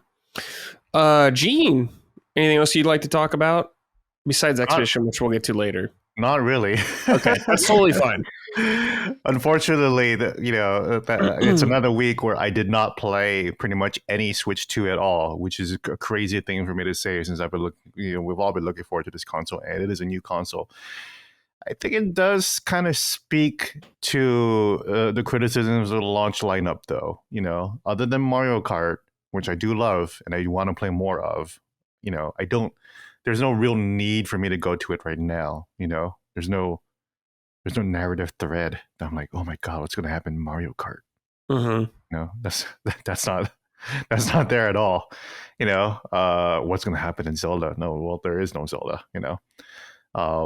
I really want to play the Hyrule Warriors games. I'm really excited to finally get back to that and just jam out some Age of Calamity. Yeah, what is it? The Imprisoning War comes out this year, I think, right? That's exciting. It's gonna have Zelda as the lead, and that's gonna be running at 60 FPS. But right now, we'll see. Yeah, well, I mean, we'll see. But it probably will. They'll probably just use the same tech as Age of Calamity and just bump it up. Maybe, yeah. That's about it. And then I just look forward to my review of Death Stranding 2 on Monday. This coming Monday. Yeah, cool. And I will talk all about it on next week's Punching Up, I guess. Yeah, get it to it then. Yeah, that's again, as I mentioned in yesterday's summon sign. It's tough to talk about games I'm playing since I'm like pretty much the only person playing games in advance. So yeah, that's annoying. I can't wait to talk about Death Stranding 2, man. I'm fucking dying to talk about it. It's killing me. It's killing me to not talk about it, and I can't wait for people to finally play it. Yeah, next week, dude. Next week, you're playing it. It's going to be huge. It's going to be a huge one. Sick. Genius Kojumbo back again. He's back. Never stops. Mm-hmm. For me, I'll just talk about, besides Lies of P, which I've been playing a little bit of. I finished Elden Ring Night Rain, which I had a lot of fun playing. Yeah, I beat all the bosses in it that are available right now. I actually uninstalled it. Yeah, I beat it. I didn't know there was an end. There is an end, there isn't like an end cutscene and everything. Yeah, there's just eight bosses that you can fight, and once you beat the 8 bosses, then that's it, right? Yeah, they're gonna add more content later, but just for now, that's it for now. Yeah. I had a lot of fun playing this game. It's got problems, and I think it needs some adjusting, but there is potential here. I see it when I'm playing the game, and I'm like, you guys could, if you tweak some things around, could really add some longevity to it. I don't know. I think about this game a lot. I think about playing it a lot. I'm just like, oh, I want to play Night Rain right now. Just want to revisit it. There's some cool rewards. I won't spoil it once you beat the game, I guess. It's not really a spoiler, but just in case, whatever. Oh, no kidding. I'm going to look that up right now. They're skins, I'll say. Oh, okay. They're cool. Never mind then. They're cool. Cool. That's cool, but yeah, never mind. It's not like a new boss or anything like that, or a new location, but new weapons or new modes or whatever. No, none of that stuff. But cool skins that are really cool, actually. That's cool. I mean, I imagine how cool they can be, but yeah. But yeah, I'm really curious when they're going to add more content to it. They're doing the 2-player mode soon, so you can just do 2 players instead of 3 or 1. So that'll be fun. They're going to add more bosses in the future, more classes down the line. So I'm looking forward to that. For $40, dude, not bad. Had a good time. I liked the power progression in it. Feels good when you get like a really nice build going. Fun bosses too. The bosses actually, the unique ones are actually really cool. And there's still a couple of bosses I haven't fought yet that I've seen in trailers, like the Nameless King. Got to run into him. So I want to play more. And luckily Dustin hasn't finished it yet, so I can play with him more. But yeah, cool game, dude. Let's see here. So I have Donkey Kong Bananza here, right here, the direct, just for notes going on here. Well, that's later, but I'll just say this now is the plan is, if you're listening to this, hopefully I'll be reacting. I'll have my impressions, maybe with Gene or Mike or someone else, maybe if not by myself, if Dustin can stitch it in. If not, we'll get to it next week, but hopefully in the future Brad will tell you all about it. Hello, everyone. We're back. It's Donkey Kong time. I don't know when this is going to go the episode, Dustin. We'll figure it out. But Dustin is joining me and Gene to talk about the not Mario Kart, Donkey Kong Bananza. Wake up, Brad. Direct. Wake up. Rise and shine, I'm sorry. boys. It's, what time is it for you, Brad? It's 7:25 for me now. Oh, yeah. Okay. But I got up at It's really 6. It's a little early. So I'm a little waking up still. But we're gonna get through it. But boys, we just watched the Donkey Kong Bananza Direct. Boy, was that good. Wow. Great showcase of the game. Amazing showcase. Got me very hyped for the game. Dustin, what about you? Looks awesome. I think the thing that I am most excited for, we had some leaks that Pauline was going to be in this game. Yeah. I think the key art with her was leaked. Yes. But to see that she's kind of like, this is a buddy duo game between Pauline and Donkey Kong, pretty cool. Mm-hmm. A lot of vocal music in this direct, which got me pretty hyped because I love the songs. I think there's only 2, but maybe 2 or 3 songs in Odyssey.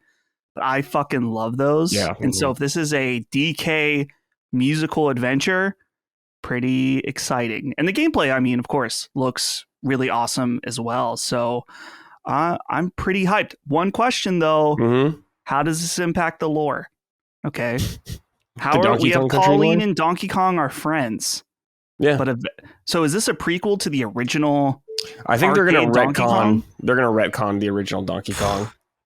Lazy writers at Nintendo, make it fucking work in the lore. They might, dude. Maybe Pauline will betray Donkey Kong, or he'll get too obsessed with bananas or something. I don't know. The end of the game is Mario beating the shit out of Donkey Kong. That'd be awesome, actually. And he's crying because maybe it's like a Donkey situation. Kong's Donkey Kong is Donkey right. Kong's grandpa or dad, I think. So is that Pauline's mom or grandma? I don't know. Yeah, dude. so this is a different Pauline, possibly. Yeah. We're getting too crazy in Nintendo. Nintendo's not taking this seriously enough. No. If you I mean, if you looked at Zelda timeline, dude, come on. No. Gene, what'd you think, man? What you saw? Overwhelming direct. Oh my god, way better than the Mario Kart World Direct. This is way more information than even the demo had. One of the things I did see, I forgot to talk about, is that I did see the enemies. That sexy goth monkey chick. I don't know how I forgot about her, but yeah, you see that group in demo, and you have a little boss fight too. But I did not expect. First of all, Pauline, you actually get the rock in demo. I never would have guessed that that fucking rock was actually Pauline. That's a crazy reveal. I almost wish that they just let us play the game so we can. But I feel like you have to unlock Pauline with it. Yeah, it's gonna be really early. That really goes to show how early the demo was. Yeah, that we did not even see Pauline at all. Like the main mechanic of the game was not introduced. Yeah. But Pauline looks awesome. Rad character design. We saw a poster leak. Pauline's the Korean poster leak. Pauline's existence, but now we get to see her in full. Seeing that her and Donkey Kong will have different outfits, that's amazing. I did not expect that. You can even change DK's fur, and the fact that he has a whole ass skill tree that you gotta walk around and get banana points. I thought that it was just for collectible shit or whatever like that, and probably unlock collectibles. Nope, it's a whole deeper mechanic, including 3 super forms, including vulture form and all that. It's crazy. Super Saiyan form. Yeah. He goes super dark mode, Yeah. And yeah, maybe this is a prequel to Super Mario Odyssey, where Pauline will grow up and find become the finding person of a city, and she'll name it New Donk City after her best friend and hero Donkey Kong. Yeah. Wow. Maybe. Is Mario Odyssey woke? Female mayor, so. She's strong politician. Yeah. I just I don't see the outrage for it. There should be maybe. Yeah. She's hot too, that's why. Oh, sure, yeah. That's true. That helps. Yeah. Let's see. Imagine if they just changed Pauline or whatever. That would be outrage then for sure. But I wrote a bunch of notes just going through the direct as they did it. So we'll just go through all this stuff. Starts at Ingot Isle. This is probably what you play, Gene. dragged beneath the earth by a sudden tempest. No, not even before that. It's just that it starts with him like already in the mines, so he's like already underground, I guess. Oh, okay. I don't know. Teams up with Odd Rock, who ends up actually being Pauline. That's the crazy part. Yeah. You meet Odd Rock, and you just say, okay, cool. I guess this rock is your buddy now. Yeah, and they said DK just wants bananas, but Pauline wants to find a way back to the surface. Mm-hmm. Apparently to be a singer, I guess. Donkey Kong and Pauline on a quest to reach the center of the planet. Reaching the core is said to grant a wish. What is this? Like, is the Triforce down there? Yeah. That's what the Triforce does. Dude, that'd be crazy if Donkey Kong is actually part of the Zelda timeline. That would be insane. I mean, might as well. The final level of the core is Hyrule. Like they like bust through that, dude. And then they fall in, and then Tears of the Kingdom. Tears of the Kingdom, Hyrule, the Dark Underworld, right? Yeah, right. That'd be crazy. Yeah, the whole game pretty much takes place in the underground world. There's a bunch of zones that look completely different. There's like a jungle-looking zone, snow, beach, and so on. Even though you're underground, it looks like you're not underground. A lot of the big skyboxes, beautiful sunny beach area, man. To me, if you showed me those screenshots, I wouldn't think you're underground. But what did you think of the zones you saw, Dustin? The locales? Yeah, the locations all look really beautiful. I'm curious. I've been fucking around with the HDR on my Switch pretty much almost every day since the day I bought it, because the way they set it up is so fucking stupid. But that's beside the point. But I'm imagining how great these are going to look now that I have my HDR set up correctly. I love how all these environments, they made a big deal to show how destructible they are. And I'm like, dude, can I just like make this like a barren wasteland if I spend an hour just, crunching and smashing everything in sight? So yeah, actually, cool. I did that in a demo in the first level. I just saw a mountain or like a little hill thing, and I just said, okay, fuck it, I'm destroying this whole thing, and it was just gone after. That's like, Todd Howard, you see that mountain? You can You can completely demolish it. You can destroy it. Yeah, and that's a good one. I was thinking about Death Stranding, where because obviously I'm playing Death Stranding too, and it's like, oh, you see this mountain, you have to walk over it, and Donkey Kong's like, no, I'll just topple it. Hold on. Yeah, roll over it, bash it down. Yeah, like a Jimi Hendrix, voodoo child, chop it down with the back of my hand.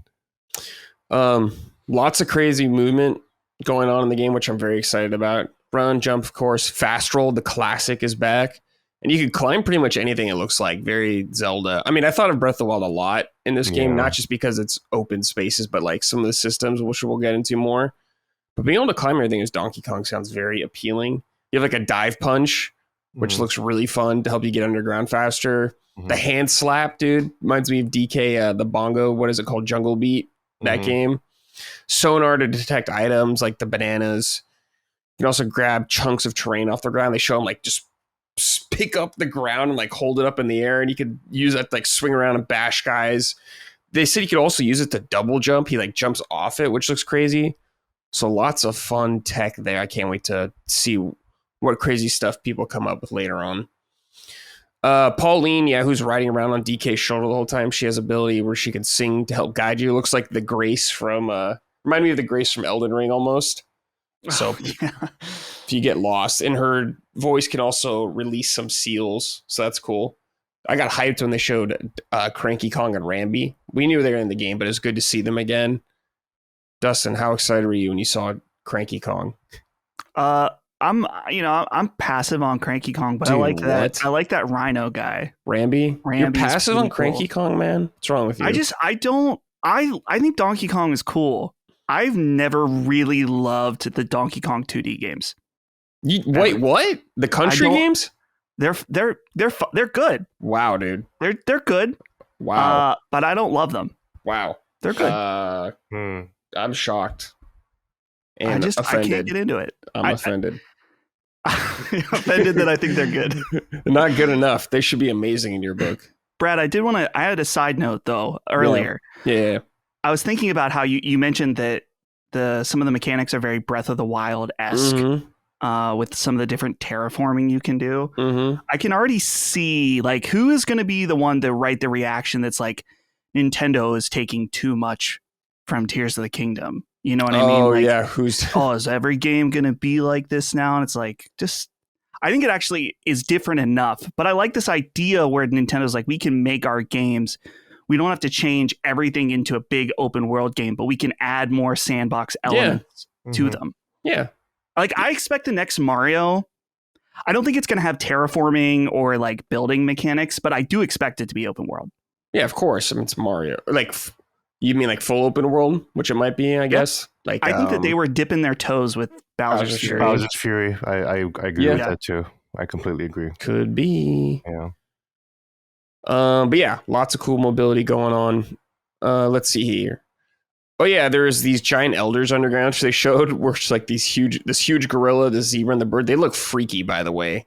One of them had sneakers on and stuff. It kind of weirded me out how big they are. But I'm assuming you get your new forms from these guys. It looks like they showed the first one we saw was the Super Saiyan one, where he has like the banana yellow hair. He has like a super punch where he punches and does like a shockwave that just goes through all the ground and stuff like that. That was awesome. The zebra one where you can run really fast. You can run over water and it helps you run over like platforms that are falling down, which is cool. And the ostrich one where you can kind of glide around and drop eggs and use some updrafts to fly. Very cool. They look hideous though, which is great, as they should. They look a little disturbing. You can also swap between them on the fly, so to help with that navigation, which is cool. And to activate it, you just need to collect gold, and it fills up this little meter. So I'm looking forward to building up that meter. Dustin, what'd you think of the hideous forms?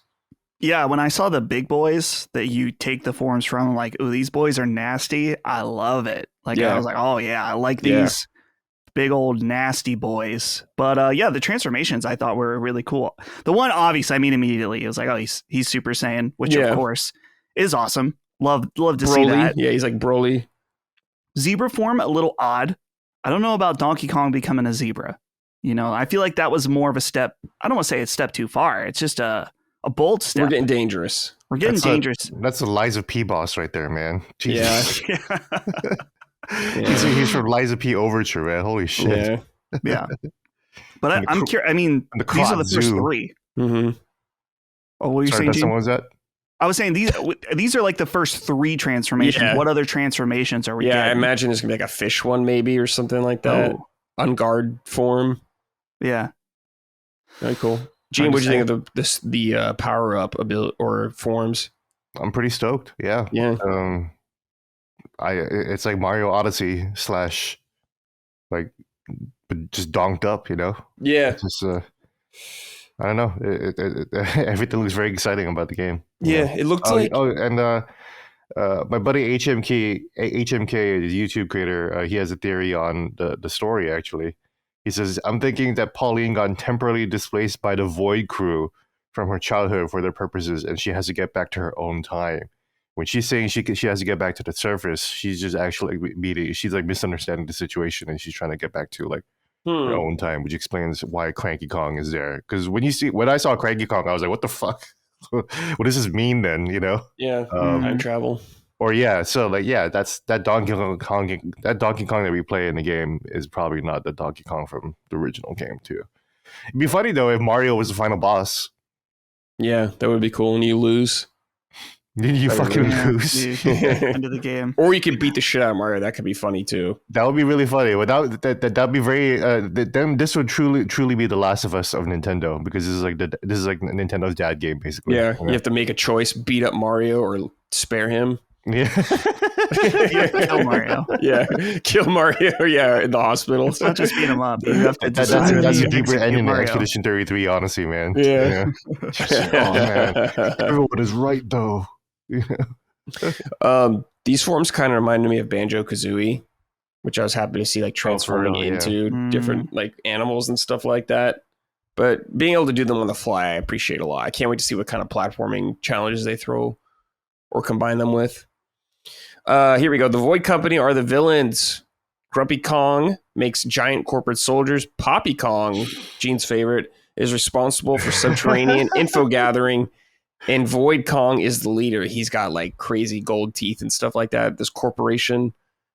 Donkey Kong's going to take down capitalism in this game. Oh, yeah. Millennial writing strikes again. Yeah. Lots of stuff to collect in this game, dude. First of all, you got the Bananium gems, which I assume are the gold stars, moon equivalent going on here. They're gold bananas. Let's see. Banana chips, which can be turned into banana gems. You can go to like a little shop and trade them in. Gold nuggets, which are used to buy items like balloons, and apple juice, which is like a fairy from Zelda. I read the description really quick. Resurrects you if you get killed. There's fossils also, which you could find that unlock new outfits for DK and Pauline, like Gene brought up earlier, which is very cool, very Odyssey there. And you can change Donkey Kong's fur color and all that kind of stuff, so you can get real adventurous with decorating them. That's so cool. Right. And they said that those outfits have different buffs. Yeah, that's what reminded me of Zelda also. Outfits have different stats. Like one of them, they showed how to improve swimming speed and increased chance for treasure chests when you destroy terrain. So, right. Pretty cool, man. I like that and I don't like it because it makes it a little more strategic. But it's like if there's a certain outfit I really like, I'm just gonna wear that regardless. Yeah, like, I mean that's what they did in Zelda. No transmog. No transmog. You gotta be okay with the choices you make, man. Wear the clothes. But I'm sure it'll be fine without it. Nothing seemed too crazy where it's like a deal breaker. Yeah, I'm sure it's minimal. Yeah. There's also treasure maps you could find to help you get collectibles. And it's very easy. They show like some menus showing all the collectibles you're missing and stuff like that. So it's very easy to track all that stuff, which I appreciate. They also show the map. Like you can open up a map and the map looks really good. It's like a nice 3D map. Very nice. This got me excited though. There's also some challenges you can do in ancient ruins, which remind me of shrines almost. These have a variety of challenges like taking out enemies and time limit, puzzle courses, side-scrolling sections. They showed a Donkey Kong minecart section, which is very classic, and the barrel blasting, which looked really fun. All that shit that Dustin fucking hates, right? Mm-hmm. Yeah, that shit got me hyped, dude. Yeah, no, I was pretty excited about that, dude. Imagine if like Zelda had like top-down shrines or some shit, you know? That'd be cool. Yeah, top-down section. Yeah. Sorry, Dustin was about to say something stupid. Yeah. What are you gonna say about some blasphemy about Donkey Kong Country? Yeah. Donkey Kong Country. You know who loves Donkey Kong Country? Holly. Maybe she should be on this podcast. She knows what's up, dude. She's a big fan. She used to play it at our grocery store, Giant Eagle. There was the Eagle's Nest, which your parents could drop you off and you could play Super Nintendo. Cool. And that's where I first played Mario 64, but that's where she played Donkey Kong. Yeah, she knows what's up. Now she's a lifelong fan. Yeah. So she couldn't beat Tropical Freeze. It's a hard game. She couldn't do it. That's a tough game. I still haven't beaten it too, actually. It's a hard ass game. But Dustin, what'd you think about these like little shrines with side puzzles or objectives going on in there? Yeah, I like this kind of stuff. I would imagine with this being a Nintendo game, we're like the three of us are going to breeze through the main campaign of this game. It's this side stuff, and I'm assuming post game stuff that's like, okay, this is the real shit. And that's my favorite part of Nintendo platformers, whether it's Super Mario 3D World, the late game. Yeah, the late. It was like Champions Road. Champions Road. That's it. That shit rules. Yeah, love that. So I hope this game has some of that as well. Yeah, me too. Looks great, dude. Can't wait to see what crazy shit they do in there, and whatever other Nintendo nods they'll throw in there. Let's see here. Bananium gems give skill points to unlock more perks, like more health, more destructive punches, and improve sonar, or learn new skills like surfing. They showed them surfing on a rock across the water. Gene, what do you think about this? Getting skill points in this game and unlocking abilities. That's the most exciting part of the game to me. It's gameplay, right? Yeah, gameplay changes. Deeper gameplay, like not even Mario or Zelda has a skill tree kind of type of deal, You part of the problem with part of the design of the Breath of the Wild games are that you get all abilities right away in the first 30 minutes of the game. Mm-hmm. And you use the rest of the game. They designed the rest of the game around that. So it'll be really interesting to see, like this is clearly a level-based game. So like there's gonna be a progression of power. I wonder if there's gonna be New Game Plus in Donkey Kong Bananza. That'd be cool to just have like a harder version of it. There's an assist mode, so that'd be cool if you can unlock a harder version of it. Yeah, but you can go through the whole thing with all the powers that you've had. Yeah, that'd be dope. That would be interesting. But it'll be interesting to see how the game is designed around that, though. So Yeah. I'm sure also you don't need the new game plus. You can just go back to the OG levels and just of course. I really hope that they're really playable, but I'm sure they are. So Dustin, what do you think about skill points? I think it's cool. I mean, I've been playing Tears of the Kingdom, and I sometimes think like when I go and fight some enemies, I'm like, why though? Like, I don't need to. It's not going to make me level up, which I know this is like probably it's not tied to like experience or something, but I think it'll be cool that you can kind of customize. And I think they mentioned that in Direct. Like, oh, I really do this action a lot or this move. I'm going to buff that up first. Or like min-max be like, okay, this upgrade will help me find more bananas in order to upgrade even further. So like do that one first. A little bit of strats. Yeah. How am I not going to just do the improved punching one, though? It's like... you do punch a lot. You do punch a lot, dude. Got to buff those punches up. But yeah, I'm curious to see what other skills are. Hopefully there's a lot of interesting ones that really change things up. I hope they're not all just kind of boring. Like that improved health is like fine, but it's kind of boring. But the new abilities like Surf gives me hope. So we shall see. This one's interesting. You could pay gold to build a getaway at certain locations. Like a little house. Here you can recover in your bed or listen to music on the music player. And you can find records in the world as well. Kind of cool, dude. Little house. Throwing that in there, dude. They've been doing that in Zelda, experimenting with, dude. Now Donkey Kong's got a little base you can hang out in. No hammock, though, which I was kind of disappointed by. Yeah. I gotta say, with the records, it's cool being able to find the music and play it. Between Mario Kart World and potentially this game, I mean, Mario Kart World might be Nintendo's greatest soundtrack ever.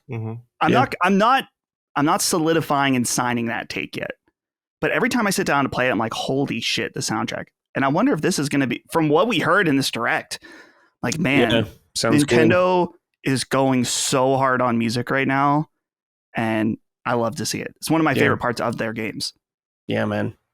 Yeah, I can't wait to find the records. I heard some classic Donkey Kong Country tunes in there, so good. I was so happy to hear that. Like, oh, they're not even abandoning Donkey Kong Country aesthetic at all. Like, it's all over this game. They just changed the look of Donkey Kong. That's it. So yeah, I wonder if like the post credit tease will be K. Rool or some shit like that showing up. That'd be crazy. I doubt it though. That's a Thanos like reveal. He's like, fine, I'll do it myself. Yeah. Yeah, exactly. Let's just see here. Just some quick little things. Subterranean eels let you warp around. This is cool. You can warp different sections of the map pretty easily. It looks like Fast anytime. travel. Yeah. And it's used to travel between different stages too, so you can go back. If you miss something, photo mode, Nintendo's getting in on that, of course. Pretty nice photo mode, actually. Looked kind of cool. It looks sick, yeah. This one, there's 2-player co-op where someone can place Pauline and shout or shoot vocal blasts and can absorb with these. I forgot what they had said when she like sings out a note or something. It would like say a word. I forgot what they were though, but it's like, it says like, and it like smashes at him. I'm watching it right now. It's crazy, dude. That's a crazy ass mechanic. It's a lot more useful than Mario Galaxies. Collect the shines as I shooting stars. Play. Yeah, right. Yeah. You can actually deal damage. It's gonna be like the speed run strat. Yeah, for sure, man. That's super easy mode right there. Yeah. You can absorb terrain also to give your vocal powers even more texture, which could be interesting. That's crazy. You can absorb lava or whatever and put lava effects on it. It's like a whole different game that way. Yeah, we'll see how crazy it gets. It has game share. Where only one person needs a game. You can also share it with someone on Switch 1. We were talking about this, and you said, Dustin, it's probably streaming. It's going to be probably not good, I imagine. We need to test that. We do need to test like the game share just to see. I don't know what game share games I have, but yeah, I'd be curious to see how good it is. But this mode is cool. It definitely feels like an improvement, as Gene was saying, over like the Galaxy Little Brother mode.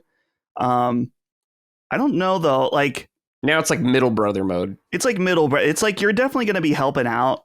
I feel like I'm not going to use this at all. Like, I don't think Holly and I will play the game this way. It feels like a little bit of like, okay, we got to put co-op in for the moms out there. That's like, I'm not buying you a game unless you can both play, something like that. Exactly. So. Yeah. That's totally what it is. You're right. Let's see here. There's also assist mode. which is kind of like an easier mode that guides you where to go and you take less damage. So that's cool for people that are intimidated by the Kong. This is weird. DK Artist is a separate mode where you can carve stone and paint. This is like a Mario Paint little section just thrown in here. They showed like someone sculpting DK's head and like painting it and all this crazy stuff. And they show like Bowser's head, all this other stuff you can make in there. Reminded me of Mario 64, of course, the title screen.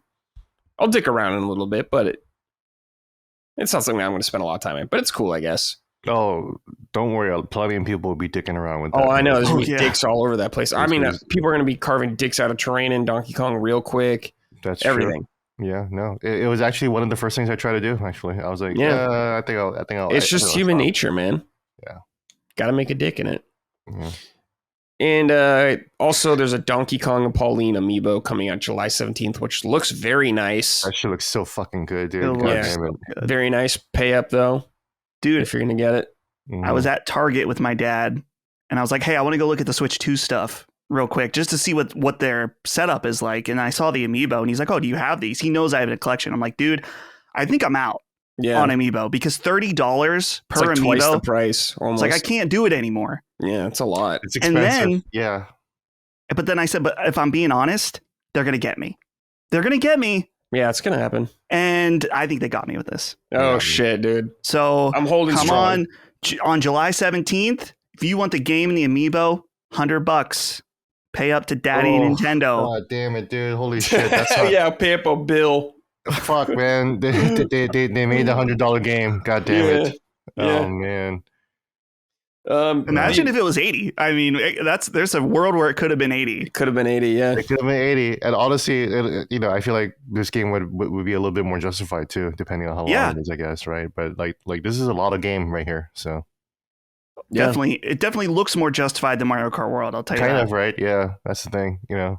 Like if you play a lot of Mario Kart World, like multiplayer, then that'll probably just go longer. But for the single player though, yeah, yeah, $100 game with the amiibo. But that's facts though. That's how much it's going to be for me because I'm definitely getting that amiibo. I justify in my head is like, oh, it's two characters, Pauline and Donkey Kong. Yeah, it's kind of like two. The cope, yeah. Oh, it's two characters in one, yeah. Hey, they could have just sold another Pauline, and I'd still be like, fuck, I have to get that too, I guess, Yeah, so that's true.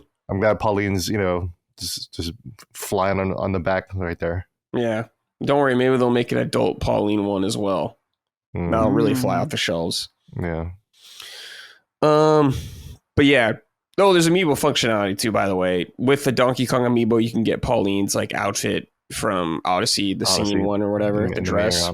It's just cool. It looks dope, yeah. And some of the other amiibos they showed does stuff, but it's like it just made an orb and he just threw it in the game. And I was like, what? That's it? I don't even understand what that is. So it's like, here's a rock you can throw or something like that. So I don't know what the fuck's going on with that.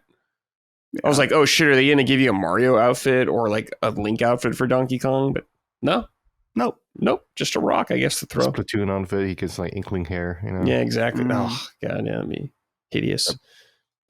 But that's cultural appropriation. That's true, yeah. From the inklings. my inklings are not my culture. It's not your culture, Donkey Kong. Yeah. But yeah, that's it. Game comes out July 17th. Pretty soon, dude. About a month away from right now. Dude. Very hyped. I think this elevated the game for all three of us greatly in my expectation. I mean, I was very excited for the game already, but just getting a more of a taste to see what it's going to have to offer. It's like, wow, this is impressive. Very nice. Full-blown, big Donkey Kong 3D game. It's finally happened, dude. Since the N64 days. And it looks like it performed really well, too, on the trailer. Yeah, seemed to be running good. Yeah, I wonder if the demo I played was just an early build because like we again. Oh yeah, I'm sure that was like 5-10 minutes of gameplay. Really, Yeah. Think, so, before we go, boys, any final thoughts you want to talk about? I have two things. Yeah, Brad, you rushed me at the beginning. I didn't get to. We went right into it. You're trying to get back to bed. I get it. Mm-hmm. I wanted to show. I'm glad, Gene, you're here too. I want to show you this. Oh shit! Yo! Wow, that Tifa figure, very nice. That super nice. Doing that dolphin uppercut. The dolphin punch. Oh yeah, big fan of this. Very nice. Yeah. Very Second nice. thing for the audience, I made a bet on Twitter before the Switch 2 came out that they were going to add a top screen to the Switch with that other USB port. Yeah. I said I would do a Tingle outfit. A lot of people are saying, "Where's the Tingle outfit? Why isn't Dustin on Punching Up?" Right now, I'm unable to be on Punching Up because I have some personal stuff taking care of Holly on Tuesdays. I will make good on it. Okay, I'm not trying to flake out of this bet. We're recording this on Wednesday morning, but Tuesdays right now I can't do. So I don't want to infringe on them just for a Tingle outfit, but it will happen. Just give time. Yeah. It will happen. People ask me about that. I'm like, I don't know what you're talking about. I don't know what this bet is. I wasn't around for that, so I don't know what's happening. It was a bet I made with myself. Was it on Punching Up? You did it, you said? No, I just said on Twitter that I felt really confident because of that patent that they were going to do something with the top screen, and then they they still might. Yeah. I mean, you can keep saying that and wait for years, I guess. Yeah, this is just a very strategic dodging for but as long as possible. It's got to happen someday. Yeah, someone asked me about that yesterday. Dude, people want I want to do it. I just am not. I am miles and miles and miles away from my house when you guys record every Tuesday right now. Yeah. So I can't do it. Hey, maybe 1 week we can adjust for you. Oh, okay. So, I'll have to figure. I said no that escape. The Tingle cosplay would be really shitty. Like, it's going to be shitty. Yeah. But that's kind of the point. Just get a Green Man suit and a clock on your neck and you're good to go. Yeah, that'll be good. Gene, before we go, any final thoughts about what you saw today? Not really. Kind of covered it all. Just cool. Really, really exciting game. I can't wait to play it now. Yeah. Now that Death Stranding 2 is done for me, this is now my most anticipated game of the year for sure. So, cue the memes. When this game comes out, the meme will be the boys had their fun, and it'll show Death Stranding 2. Now the men can play. Yeah. Anytime it's back to back. That's going to happen. Cue it up. Cue it up, dude. It's true. All right. I don't know when this is going on the podcast, but we'll see. Goodbye. See you in a second. I don't know. Yeah. But let's see here. Let's move on to our next story. Let's see. Oh, yeah. Capcom is counting game keycard titles as digital sales. Now, as we know, a lot of third-party companies are doing this just because they can't fit the game on their normal keycard unless you spend more money to buy a more expensive keycard like CD Projekt Red did. But not everyone's going to do that. I think this is kind of interesting, I guess, because it is like a physical cart you actually buy, but you have to download the game to get it to work. So Capcom has just decided to count that as digital. Mike, as a physical enthusiast, what do you think about all of this? I don't know. I mean, I don't love it only because it feels pointless. Just because if they're not counting these as physical, then from their company's standpoint, it's going to, you just know the eventualities, like, then these will probably go away too. Yeah. I mean, maybe they'll just keep throwing us a bone with this kind of half step because it's better than code in a box, better than digital only. Not by much, though, for a lot of people. Like, really, Colin was actually, we were out walking the dogs the other day, and he's like, what's the general vibe from fans about the game key cards? And I said, not good. I said, CD Projekt is getting a lot of praise for ponying up the money to put their game on cartridge and paying for the larger cartridge. And so I said, like, it's not great from the fan response. I said, and, Brad just wants to go digital only, So I said, it's not excellent. It's definitely pushing more people towards digital in general. And this just counts against that as well, because if they're not even counting these as like, wow, look how many people bought the game key card, they don't care. If it's only counting as digital, these will probably also start to disappear soon. So it's disappointing. Like we've talked about, it's inevitable. I just keep clawing on to hope of like, yeah, all right, well, because in my head I was like, if I buy all these, then they'll say, oh, people want physical games, we'll make them, and that's probably not true. Nah, slowly going away. It's kicking in. Gene, you got any thoughts about this? Not really. I guess it's more honest that it's digital, right? Yeah. That's kind of where I'm at. Yeah, but it all just seems stupid and pointless. Like episodes, just like I don't know, man. Like No, I love Nintendo, but Nintendo is like the least trustworthy when it comes to game preservation. You know, Right. all of our Wii games, the eShop games are just gone. You know, it's awful. Yeah. So I'm just not a fan of where the entire industry is going. You know, Xbox is just ditching physical altogether. You know, Yeah. so I guess shout out to PS5. You know, PlayStation for holding true, but you For know, now. it's yeah for now. But it's just a bummer, man. Yeah.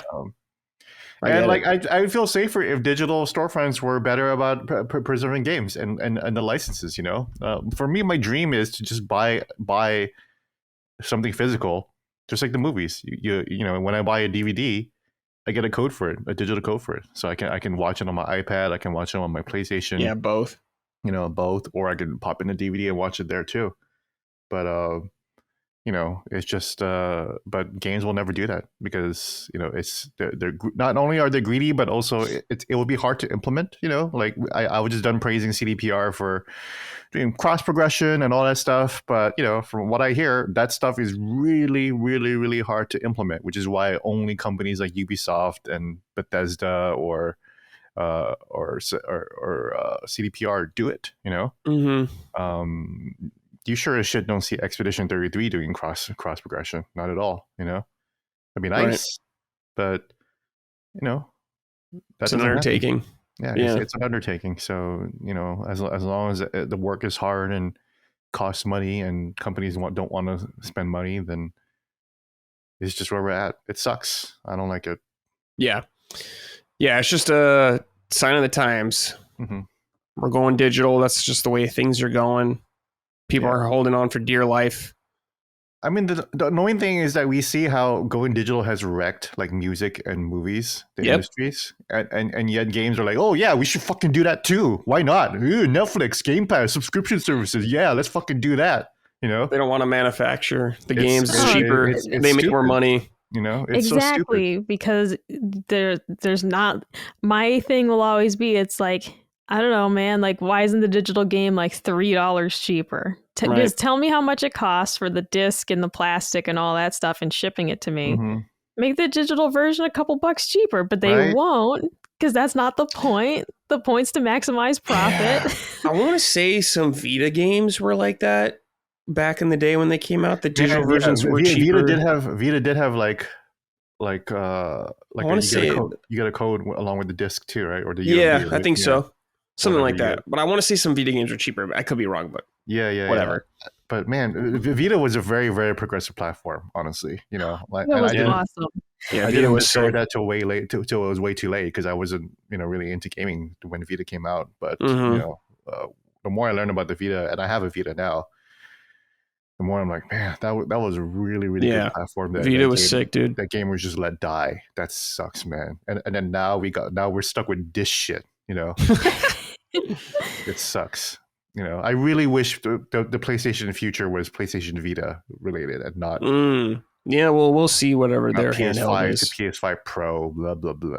You know. Yeah, we'll see what they got cooking, I guess. But and the PS Portal too. I've been playing Death Stranding 2 on the PS Portal, and it's cool. But then, like my internet service went down for like a day or like half a day because of couldn't play. Yeah, so it's like, oh well, I guess I'm just fucked then. You know, It sucks. Yeah. Okay. We're going to do the closing questions right now, even though we'll have more after this. This is from Horizon. Hello, Pussy Punchers. Wow. Much has been made of Xbox sitting out the launch of the Switch 2. While we all know Xbox games will make their way to the Switch 2, I can't help but think, should Xbox have launched Forza Horizon 5 with the Switch 2? With many people bemoaning the $80 price of Mario Kart World, would a high-quality arcade racing alternative have eased the minds of price-sensitive players? Or is this just another instance of gamers being all bark, no bite? Hasta luego, punchers, and keep flicking Yoshi's magical bean. Wow. Goodness. Rising, God. You even Does discussed Yoshi have beans? Is that a thing? There's probably female Yoshis, right? Do they got a bean? Oh God! I didn't want to even mean it like that. I just You didn't know if brought it Yoshi up. was associated with magic beans. You No, brought I'm it saying, like, up. does he even have? No, I thought it's like was Yoshi like a fan of beans, and I'm not getting the joke here. Like, No. you know. No. It's exactly not what you think it Yoshi is. wouldn't even have a bean. I mean, I have no idea. I don't even want to get into this, dude. No. That's not what we're here for. Yeah, let's know. What do you think? Do you think Forza Horizon 5 would have been a smart move for Switch 2 for price-sensitive players? Or does it fucking matter? Like we said Mario Kart, what, like 80% of players that bought a Switch 2 have Mario Kart as well? Yeah. And you look at someone like myself who did not want to buy Mario Kart, but I still got my Switch 2 pre-order in. So gamers being all bark and no bite, kind of, because there's a lot of belly aching about the price of Mario Kart. However, sold extremely well. Of course, were the people complaining people who were ever going to buy it? Probably not. Mm-hmm. Or some of them are just like, well, it's the price. They are not backing down like, Borderlands 4. So this is the price. I'm going to buy it if I want it. So yeah. I don't know. I don't think it hurt them to not have it. Ultimately, Randy was right. If you really want to play Mario Kart, you'll find a way to pay $80 for it. And let's be real, it's $10 more. How much more do you have to quote unquote scrounge for $10 more if you're already ready to buy Mario Kart? So now, I'm not saying that $80 games is good. That shit adds up. That shit absolutely adds up. I just said I don't want to fucking buy Mind's Eye for $60. Like if that was no deal, then I would just buy it. But I don't want to just burn $60, let alone $80 for a game that I don't want. Right. But if you really, really want a game, people will spend up to $100 for a video game. But, no, absolutely. I think it's an important point to make. Randy Pitchford said it in a horrible way, like just it's no tact, no riz. Why'd you say that? However, greasy ass Randy. Yeah. The truth is that we have always had, most of us, to pick and choose what we want to play. I absolutely remember being in college and thinking like, man, there's 2 great games coming out this week. I can only afford one. Which one do I play first? The expectation that every single game that comes out, you should be able to buy instantly. It's like, I don't know, man. I've never really operated that way, but I didn't grow up with a lot of money. So I'm used to making choices and saying, I'll buy this game and I'll buy that one when it's on sale. So I don't think it's crazy to say, well, you can buy Mario Kart now, and then maybe you hold off on something else this summer. But I don't know. I'm just not. I don't see it as a huge. Like I said, like Gene said, I don't love the idea of games being $80 because that ceiling is just going to keep going up and up.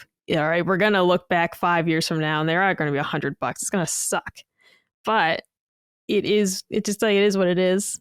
And if you're more choosy with what you play, if it causes you to pick and choose more, that's voting with your wallet. And that's the stuff that does shape the industry. Maybe they'll hold off longer between price hikes if they say, wow, we lost out to Death Stranding 2. All right, people didn't buy our game because they paid for that one instead and they waited for ours to go on sale. So we'll see but you have to actually stick to your guns and do it. You have to actually not buy the game that you believe is too expensive. The impulse control on a lot of people, though, they just say, fuck it, I'll just buy it. I don't want to wait. Guilty. Don't want to wait, don't want to get spoiled, etc. And those are valid things. Yeah. But we can't, we either need to do things to influence the market or just accept what it's going to be. Yeah. All right, let's see here. This is from Drac Attack. Howdy ho, Brickarinos. In regards to last episode's discussion on Mario Kart World's free roam mode, I do agree that there's not much to do in it, or not much to it. I personally enjoy it, however, as I always love to just leisurely drive around in real life and in games that let me do it. There's one cool thing in free roam that I wanted to bring up, and it's that the tracks from the original SNES Mario Kart games are scattered throughout the world map. There are even P switches that make you do quick 3-lap races on these tracks against CPU opponents, all with the original music playing. I'm super nostalgic for the first Mario Kart, so this was a nice surprise and actually gave me a reason to scour the world hunting for these locations, which feel like neat little bonus areas that you're meant to stumble upon. That's cool. I didn't know that. That's a sick little detail right there. There's a lot of little things in the open world, even Dustin was saying, this isn't like Forza Horizon where you can just like run into a race and just race. Turns out that's actually true. You can do that. There will be an impromptu race that will just that could just happen because someone will drive by you and be like, hey, let's fucking race, and then you'll race. Cool. There's a lot to it, which is why I'm annoyed that I haven't had time to play Mario Kart World, because it's like I would love to just like. I'm like trying to unlock everything. Like, oh my god, I gotta play this, right? But it's like really, I want to just want to stop playing other fucking games so I can play Mario Kart World. Stop sleeping, Gene. You got to cut out the sleep, man. Yeah, all right, stop no eating. More sleep. That's Mario Kart time. Yeah, no more pooping, no more meals, no more sleep. Yeah. But yeah, there's a lot of little details. You can even see little characters come out of restaurants and then jump into their car and just like leave. Cool. Yeah. Shit's like Deadly Premonition, man. That's crazy. Like NPCs have their own like schedule and shit like that. What the fuck? There's a lot of weird little details in the Mario Kart world that people haven't discovered yet, I think. Did you test out Deadly Premonition 2 on Switch 2 yet, Gene? I have not. I do actually. I'm curious about that. I should. I heard that it performs at 60 FPS. So yeah. Wow, that's insane. That game was hot trash on Switch, the original. It sure was. But I told COG yesterday that I was going to try out NBA 2K, but NBA 2K was locked to 30. So okay. It's at 30 FPS. I did try that. Deleted it right away because the game doesn't look well. Right. Yeah. Permission 2. Here we go. Let's try this out. Wait, Gene's booted up in real time. We're going to see how it runs, because I don't know if you guys have seen, listeners, if you've seen how it ran on Switch 1 originally. I couldn't play it, man. I couldn't play it at all. I was like, wow, this is it was terrible. I couldn't play it. Like, it's worse than Pokemon Scarlet and Violet. Like, and that's really Deadly Premonition. Deadly Premonition 1 was hard garbage too on the Xbox 360, but the game was so unique and interesting that's how it became a cult hit. And then 2 came out and the story was not as good. But I kind of wanted to play it too, so maybe I'll give it a shot. I don't know. All right, well, let's see here. While Gene's looking at all that stuff, maybe he'll boot it up later. But let's see. This is from My Mandula. 7 minutes left on my installation. Sorry about that. Go ahead. No, you're good. 7 minutes. We'll see. My Mandula Obligata wrote in, "Hey, Gooners and Micah." Come on, guys. Micah's a gooner as well. Yeah, I was like, I don't get to goon. I don't get to be part of the Goonicide squad. She's on the show. She's definitely on the goon squad. Resident gooner. That's right. Why are there no gooner-free games to play on Switch? Wait, why are there no gooner-free to play games on Switch? Sorry. Gooner-free to play games on Switch. The Zenless, Zone Zeros, Honkai, etc. games. I also read that as Gooner free games. I'm like, there's plenty of Gooner free games. Come on. Yeah. Same. No, when I was reading over the notes earlier, I was like, what? There's so much appropriate shit to play. I did the same exact thing. I was like, oh, free to play. Yeah. Got it. Yeah. Was the Switch 1 too underpowered? Does Nintendo even allow gacha games on their platform? I can't think of a gacha game on the Switch. All I can think is I wish I could play Zenless Zone Zero on my Switch too.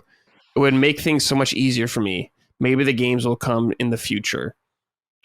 Get a backbone controller. You could do that. Yeah.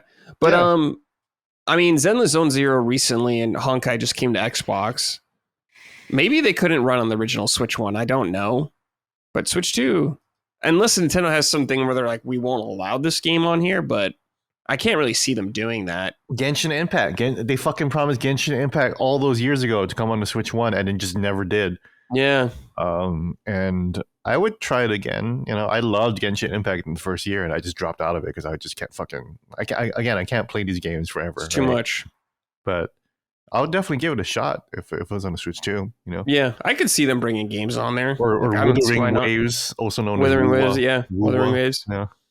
Yeah, that's a big game as well. I mean, Yeah. I don't see why they wouldn't come on here unless Nintendo, like you're saying, was like, no gotcha, but I can't see that really happening. No gambling games, which, to be fair, that would be a pretty good stance to make, Yeah, I guess. Sorry, Colin just But I feel farted like outside Nintendo of the door. wouldn't have that though. So, No. Yeah. Yeah. What'd you say, Micah? Colin just farted right outside my door loudly. He popped his head and smirked at me, and then he left and farted. Dude, get owned. That's awesome.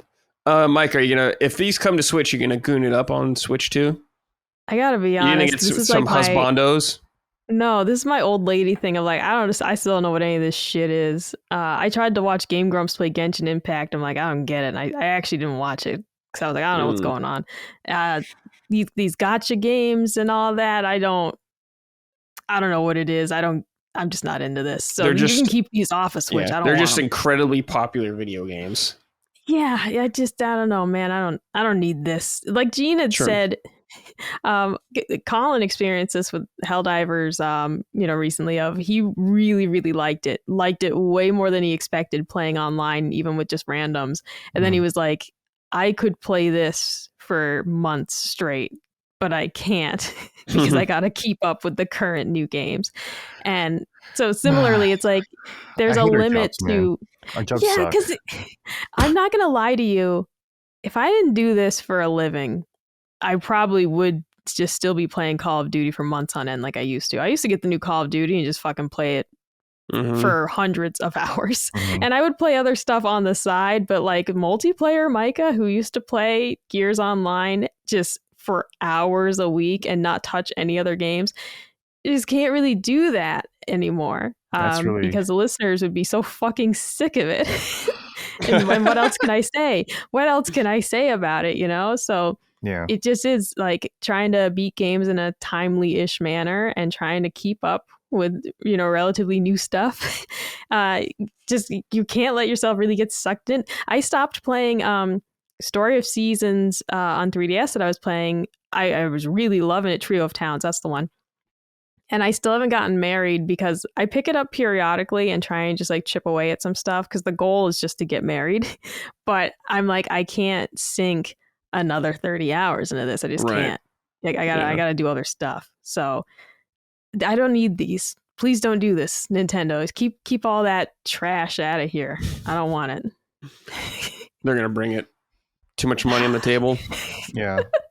Michael brings up an interesting thought exercise, though. If we didn't have our jobs, what would I be playing instead? Because I can already hear the commenters say, "Oh, listen to Gene saying how he hates his job, but he's playing Death Stranding 2 like 2 weeks early, right?" And it's like, you know what? I would fucking gladly trade in playing Death Stranding 2 2 weeks early versus being able to play Death Stranding 2 whenever the fuck I want, like you guys will. You guys will be able to enjoy it for months and months on end, whereas I'm like crunching and like playing this game and like just like, oh, I gotta find this, I gotta do this. It's a shitty way to play games. Yeah, I mean the feedback, Gene, is it's just one of those things of like we just have to do what we have to do. I get negative feedback of people saying Micah's talking about the same game 3 weeks in a row, and it's like, yeah, but you know what? I beat the games I start unless I hate them. There you go. Like if I start an 80-hour game, I'm gonna finish the fucking thing unless I really hate it. Yeah, and I mean, it's just one of those things. Like I'm not saying that it's a flex, but it's like I need people to understand that like you might hear me talk about a game 3 weeks in a row because I'm gonna finish it. I'm not going to ruin the experience. I'm not going to start 20 different games simply to have 20 games to talk about. I want to play it and enjoy it and beat the game. And it's kind of like, I don't know, man, like take an Adderall or something, like finish a game yourself for once. I don't know. But like, I'm not starting 5 new games every week and bouncing off all of them. Like it's true when Colin mentions like the trophy data and it's like 10% of people even finish the fucking thing. I'd be in the 10% if Switch had trophies. So we have to pace ourselves in a way that we're comfortable with and that we enjoy. Because otherwise it's like I sure as shit would not have any fun with any of these games if I just had to be like, well, I have to start 10 new games this week. I must. The listeners demand it. Yeah, and if I didn't have this job, I'd just be playing Yakuza Hitman all day. You know? Oh, dude, right? Oh my God, I wouldn't have ever stopped playing Stardew Valley. Full stop. Like Right? Yeah. I would be on my, fucking 6th year playing Stardew Valley 24/7. Yeah. Meanwhile, I'll be the master at Hitman World of Assassinations, like the seasonal content that they have and everything like that. Like that's all I want to fucking do is just play Hitman, which I do have on a Switch too, and also Deadly Premonition just finished installing, so I'm gonna boot that up right now. Hell yeah. I gotta download the update. Fuck's sake. Why didn't the update? Oh, I gotta download the save data. Okay, it's already done. But yeah, like Hitman is already on the Switch too. So it's like, yeah. So I'll be gladly just start that up again on the Switch too, and just play Hitman all day. I'll play that for months. I would just be one of those. I would just be a regular ass gamer who just plays games like 5 games a year. That's what most of you fucking guys do too, and I'm jealous of that. I mean, when I was like obsessed with Call of Duty when I was in college, and I was regular. I'm watching all the T Martin videos, all the Ali A videos. I'm learning all the lines of sight Ali on the A map. videos. Oh my God, Micah! Holy shit! I totally forgot about that dude. He was huge in Fortnite too. Oh my God! So Yeah. like I loved he was such all a their meme. videos. Wasn't he like a YouTube meme like for a while? Oh, I don't know. I was dead ass serious watching him because him and T Martin would both have the best like line of sight videos, and like the goal was always to like create a class that's like a laser rifle basically, and like the best perks for each gun. Like I would watch hours of Call of Duty content to try and up my game. Okay. If I didn't have to play other shit, I'd probably still just be in the Call of Duty like mindset, because Mario Kart World, it's kind of doing that to me. I do just want to keep like playing against people. The multiplayer like bug is very addicting for me. I love going on multiplayer and fucking like beating other people. I love it. Ali A. I haven't heard that name in years. PewDiePie used to make fun of him all the time. That's why I remember. Oh, I used to love PewDiePie videos. Yeah, I was a huge Pewds fan too. But Ali A would have like the loudest like intro. Like this is like crazy like dubstep song that would just like play and just like, oh fuck, just fucking tell me about the fucking new skins of Fortnite. For fuck's sake, Okay, holy shit. This is here's Deadly Premonition running really, really nicely actually. Wow, holy yeah. shit. Cool. Oh my God. Yeah, I can't tell what it's at from here, but it's like kind of like between like 45-ish, I think. Okay. But it's like closer to like 60. And then when you look up at the sky, then it's like clearly like very 60. Yeah. Oh, it's one of those games. Yeah. So like it's still not like great. Like it's still got the jank. Night and day difference. It looks like this is a night and day. Dude, this shit was like fucking 7 FPS, bro. Like, no joke. Like it was crazy. So like the fact that it is like playable like this, that's pretty good. I might actually fucking play this game now.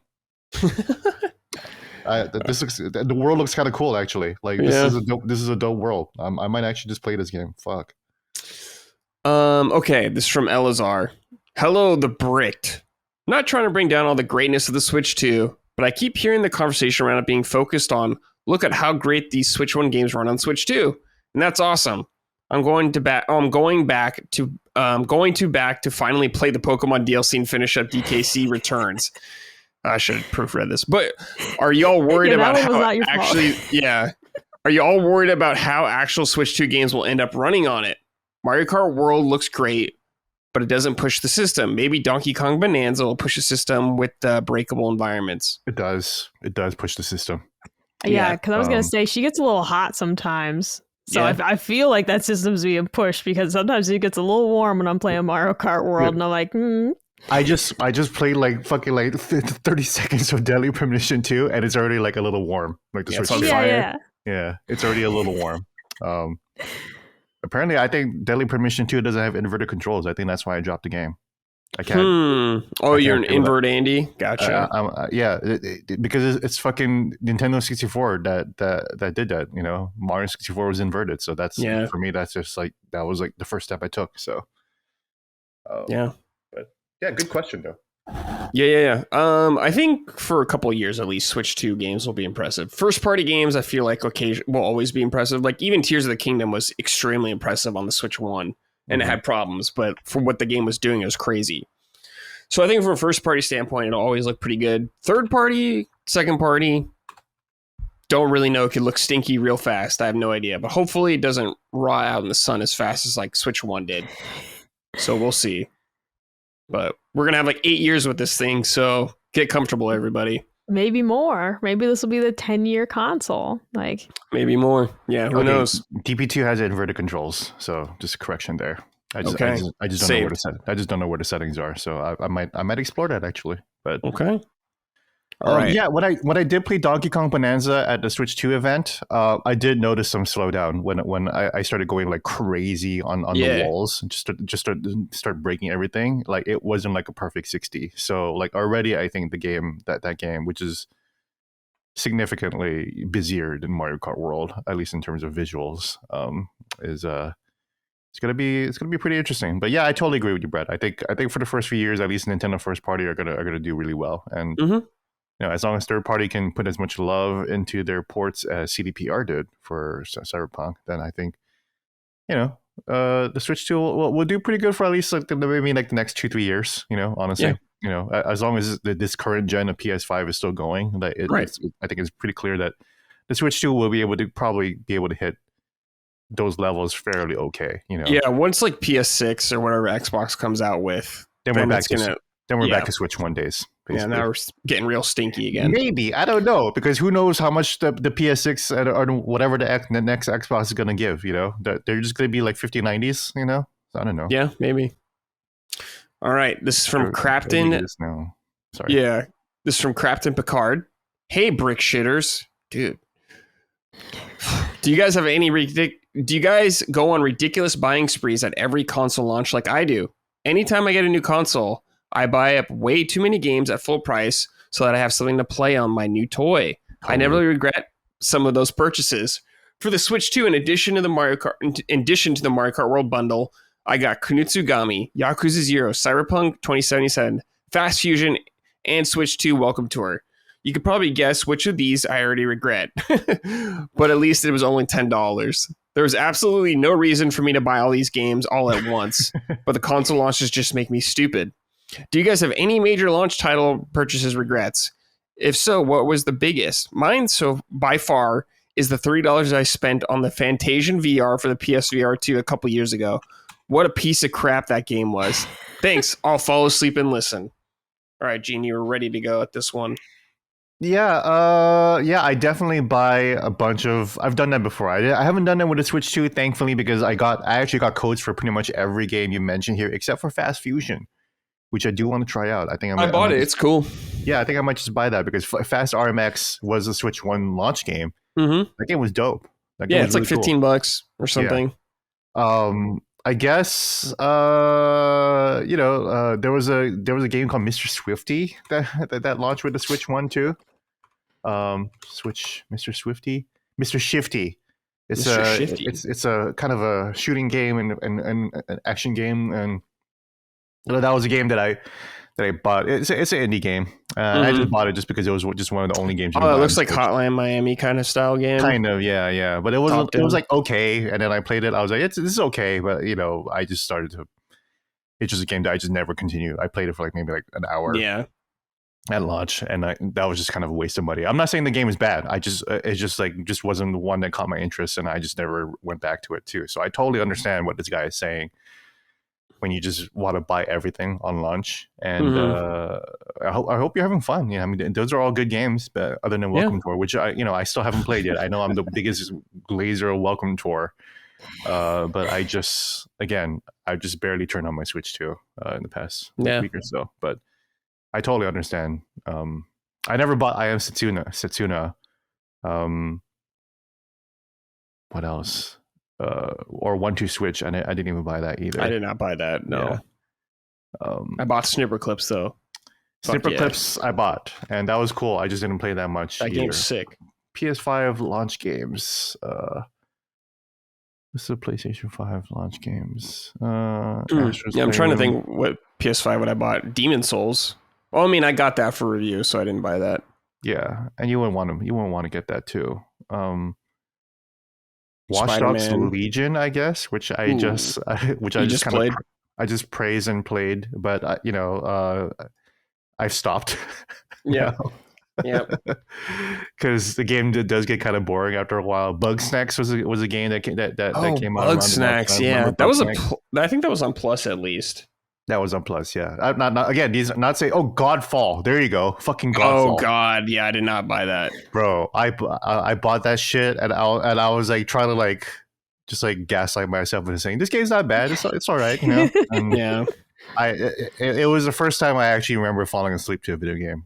It's an action, dude. It's an action game. It's a game where you're supposed to be fighting all the time. Yeah, and I was just like, I couldn't do it. I even fucking beat that game too. Wow, that's crazy. That was not a good game for me to buy. And yeah, I remember PS5 trying to hype that game up too. We got Godfall here.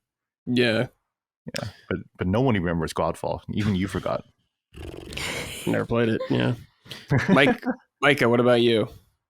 Anything? Yeah, I don't tend to buy so I don't go on sprees like this. However, our listener mentioned games that were like already out type deal, right? So it's like, yeah, I already played Yakuza 0, wasn't interested in Cyberpunk.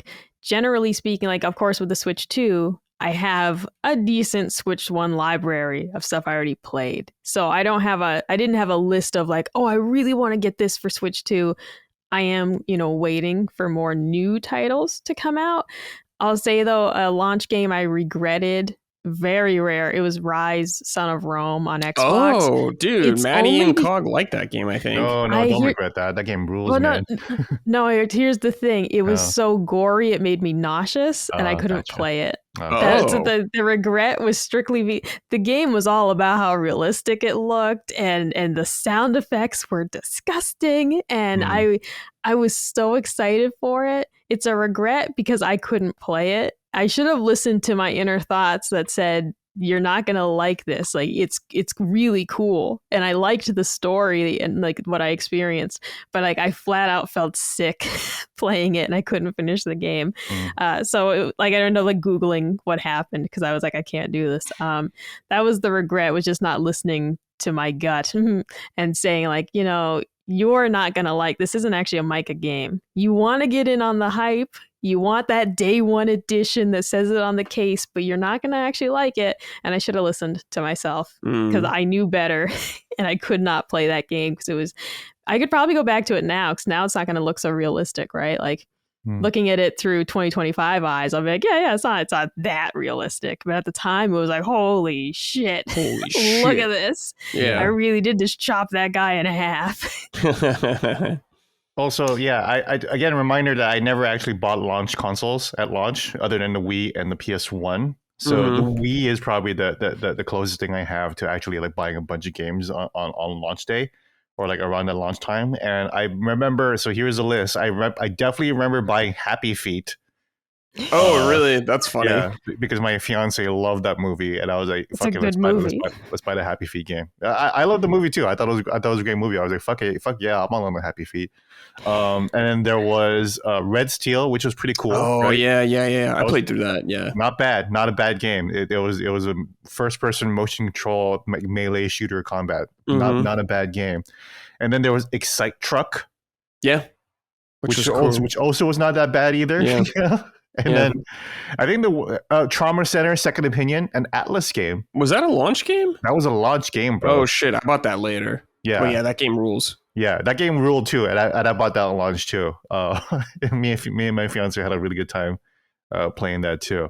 Probably the only game out of the whole list that I regret buying was Call of Duty 3.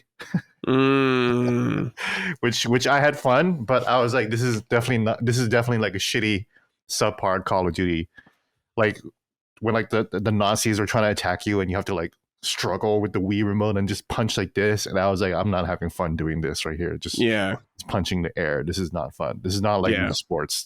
I'm not like immersed in the World War experience right now. This is stupid. Whack. Yeah. So. Whack. I feel like whenever I'd buy a console at launch, I'd never get a lot of games because I just couldn't afford to get a lot of them. Like with Wii, though, I got Zelda, and it came with Wii Sports, and that was it. Wii U, I didn't get at launch, but I got very soon after, and it came with Mario. No, it came with Nintendo Land, the one I got, the black one. Wii U, yeah. Yeah, and I bought Mario. I got Mario 3D World, 3D World on the Wii U.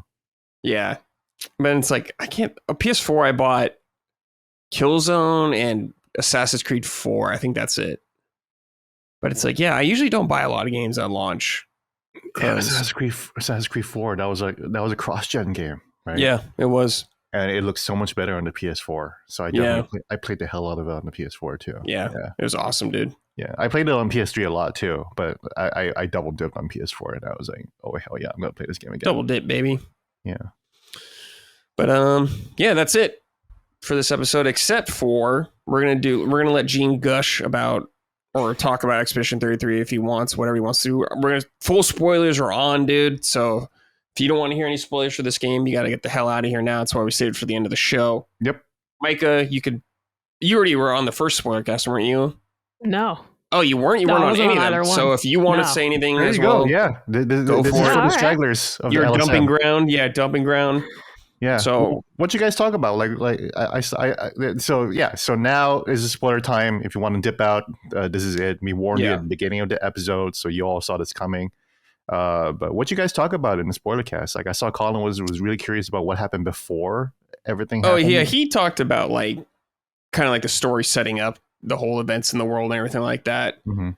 But we just talked about everything: story, gameplay, of course, all the notes. I think we went like 2.5 hours, so pretty long. Yeah. You guys took a while, and that's why we're a little late recording today too. I guess all I want to say is I really love the ending. I think for me, I hear a lot of people who criticize Expedition 33, feel like the ending just kind of like the third act just came out of nowhere. Everything to do with the Descendre family, and Renoir and Aline, who is a paintress, right? Yeah. For me, that was when the game really like sealed the deal for me. That was when I was like, oh, this is a great story. I love this story. I love what it's doing. And the endings were pretty phenomenal too. I love the endings. It's funny to see people say, oh, I really hate the endings though, because they're so sad. And it's like, again, the whole game is sad. Yeah, the whole fucking game is sad. I'm sorry, and I've complained about it too. Like I just think that the game is a little depressing. So you really just have to like be in the mood for that.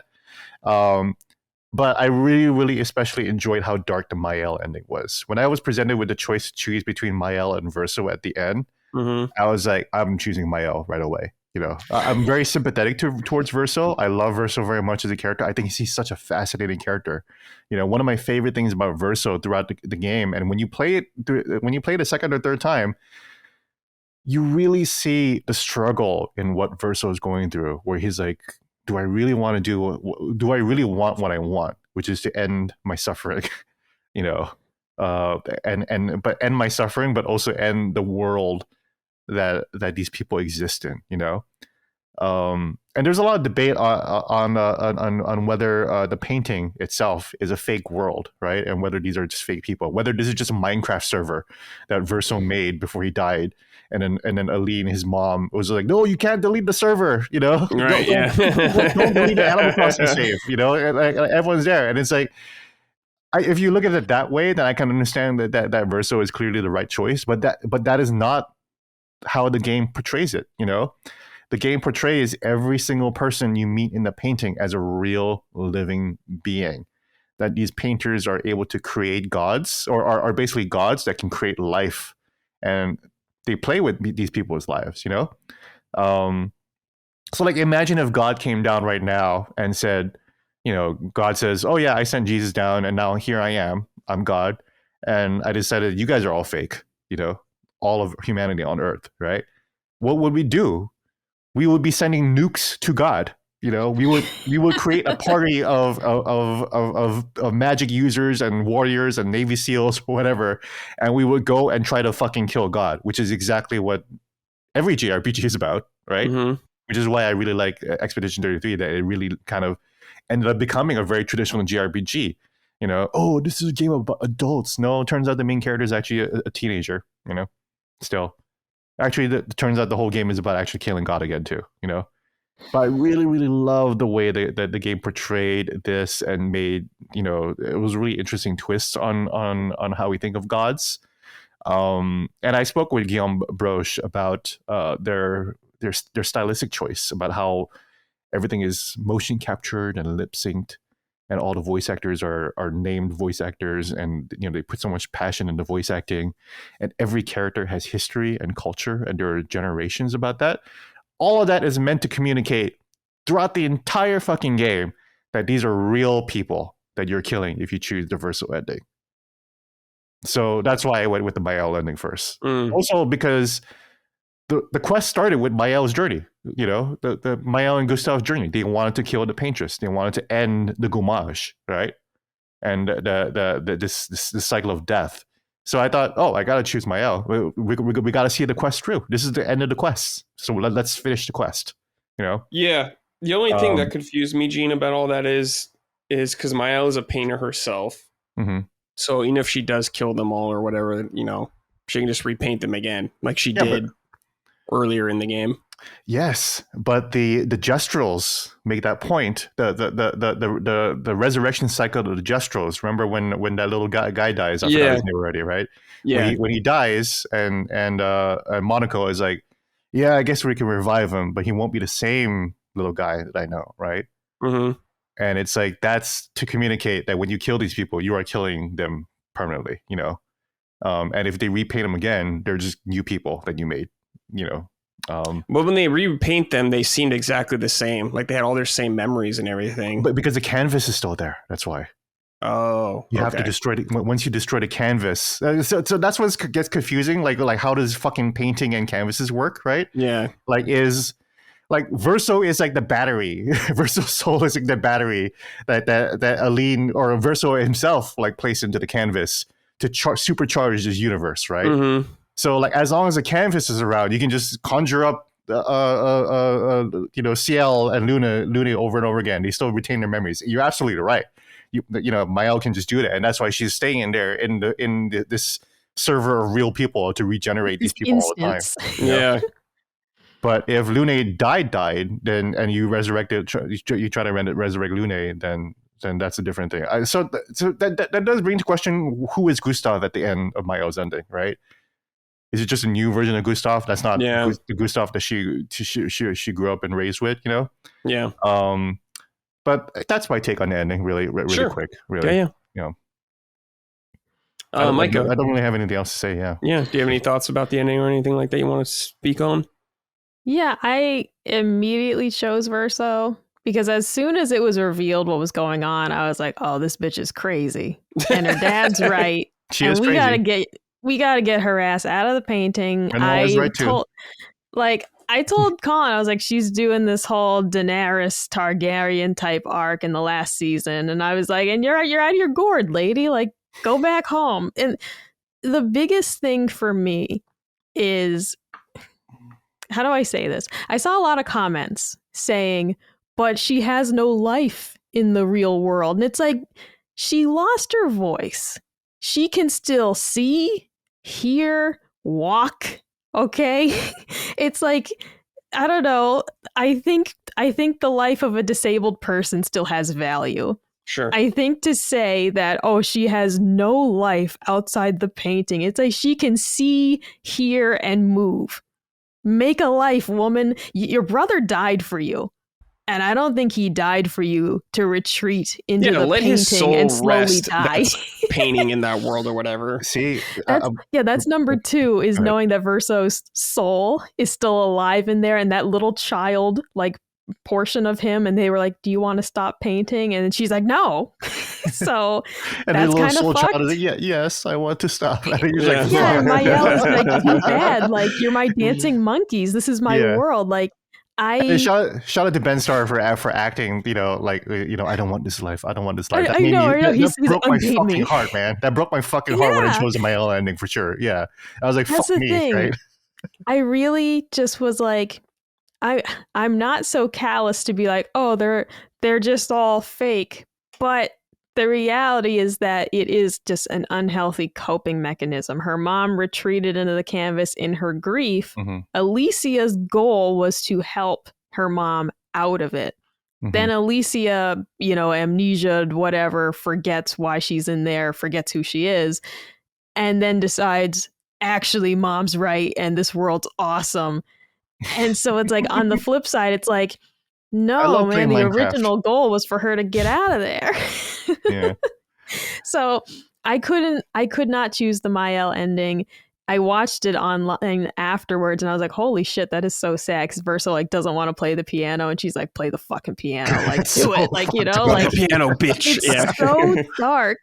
And Dance he for knows me. it. Yeah. You know? Yeah, that's Yeah. kind of the And he's ending. like shaking, like his fucking hands hurt, you know? Like it's awful. Yeah, he doesn't want to do it. She's slowly dying in there.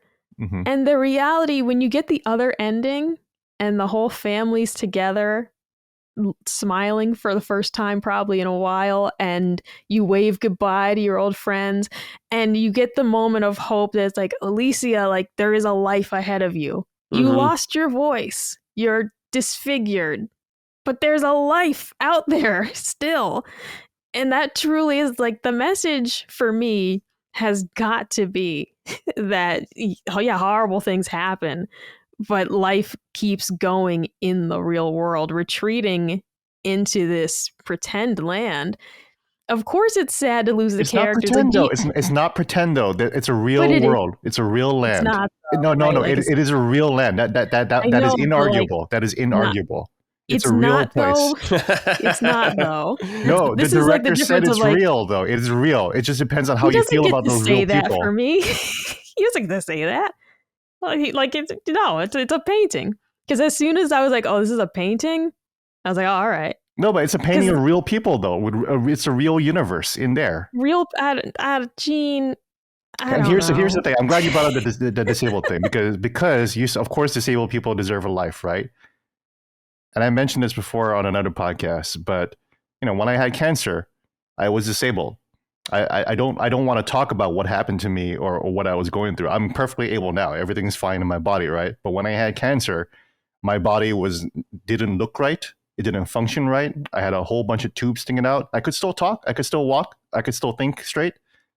If you gave me the choice to disappear into another alternate universe and just live there forever, I would have taken it. Especially But it's if I was not forever because she's dying in that painting. we all the die. painting stabs you. We're always dying everywhere. We're always dying everywhere, you know. But if I could choose to live the rest of my life able-bodied and beautiful, and with this newfound family of friends that I learned to love over the last 16 years, I would have a much harder choice to make after that. No, it's not. It's not to say that obviously Mael would have a hard time choosing going back to the real world and being permanently disfigured. Mm-hmm.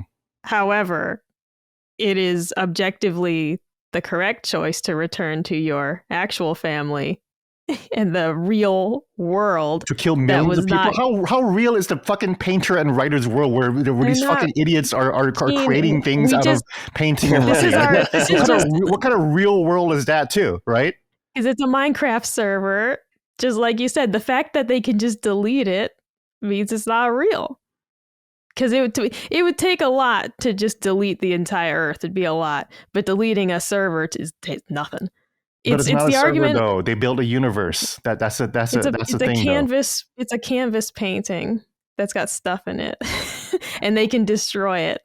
So it's just this is the difference of no, I don't see them as real simply because they exist within a painting so all that the can story be easily about destroyed. Looney's mom and Ciel's husband, all of that stuff is fake. Then all of the stuff that they went through is fake. It happened to them, but it has no bearing on the real world. Is the point? It happened to them in that painting. It has zero effect on the world that Renoir and them actually live in. Sure. So you're choosing the reality of one world over the reality of another world, basically, which is fine. You know, you have to choose. You simply have to choose. You have to choose. Abandon that's the annoying thing about the game. Either to abandon your lifeblood family or to live in the painted world. I chose the lifeblood family because that is Alicia's original goal was to save her mom and get her out of that painting. That's a good point. Alicia knew at some point that this was addictive and wrong to spend so much time in there. She was corrupted by it, but she knew when she went in that her goal was to get her mom out of it and help her father.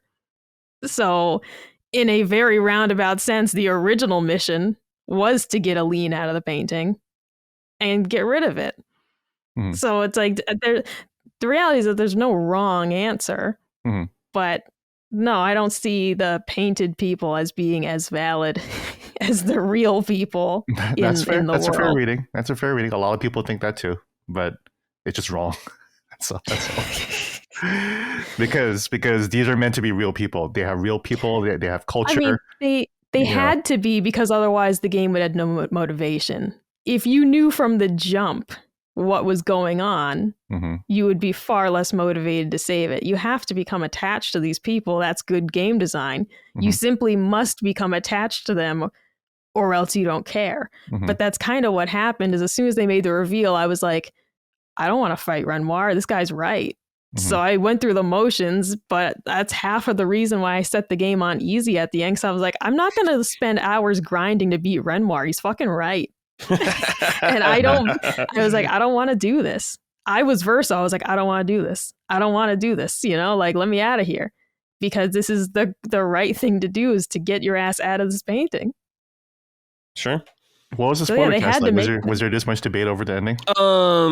No, not necessarily. I mean, Maddie's more in your camp, I think, Gene. I mean, me and Colin like the game a lot. I just don't like the story as much as a lot of people. But I don't know. Also, it seems like a mixed game. I think it could have been told a little better. I think like the fact that these people are real could have been communicated just a little bit stronger, you know. And the third act just kind of come out of nowhere, and then it does start to put the rest of the world, the real world, the real painting world, as a back burner, kind of, you know.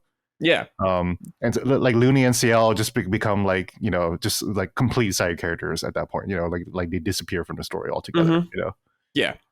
So I think the game does have some problems. Yeah. I do think the storytelling does have some problems. I think part of that is the fact that the story is quite short. I actually think the game could have been like maybe 20 hours longer, you know. Oh God, no.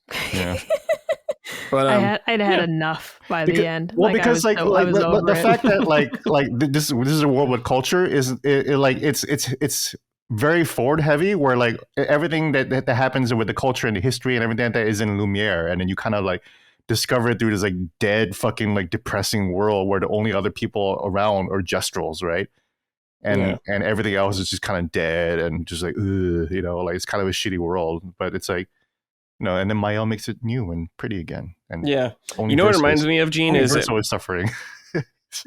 Obviously told way better than he ever would, but it reminds me of like a David Cage thing of like, are they real or not?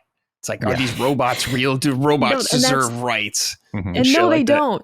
They don't. Like, I argue with Colin about this because he's like, if the AI believes it's alive, it's wrong to kill it. And I was like, unplug the fucking computer. Are you kidding me? Like, are you kidding me? The computer can believe that's a good whatever it wants. I'm going to unplug it. Like AI takeover, it's like, just unplug the fucking thing. I don't care if it thinks it's a 5-year-old named Timmy. I'll kill Timmy myself. Yeah. Okay, like, you know, if you're able to reinterpret that, I think you can, like Micah does, like reinterpret the painting world as like, you know, we created this because we are humans and we created another form of life, I guess, that believes in itself and thinks that it's real. Then, like, for me, when I look at AI, I'm like, I'm totally on Micah's side in that regard, you know, like fucking kill it. No, like, I don't fucking care if you think you're real or not, you know, like fuck off, you're not real, you know. From that perspective, I think that's totally valid, you know. That's the thing, is like, to me, these people created a fantasy world that they are, for some reason, able to enter and leave. But the world inside of it, yes, it's vibrant and it's full of interesting people, but it is just fully created by, well, it was created by a child. It was created by Verso. Like, a child painted all this and created it. It doesn't hold more importance than the actual world he came from, is kind of my point. And if the world he created is a detriment to his family and people, then it's like the responsible thing to do is to get rid of it. I wish there was an alternative where Renoir didn't have to delete it, but literally his family's addicted to it. Right. It's like they're doing psychedelics, and it's like, well, do you take away the psychedelics or not? You know, remember that Mael hid the canvas already before she went in. She was like, I hid it from my mom, and then Renoir was like, no, she'll fucking find it again.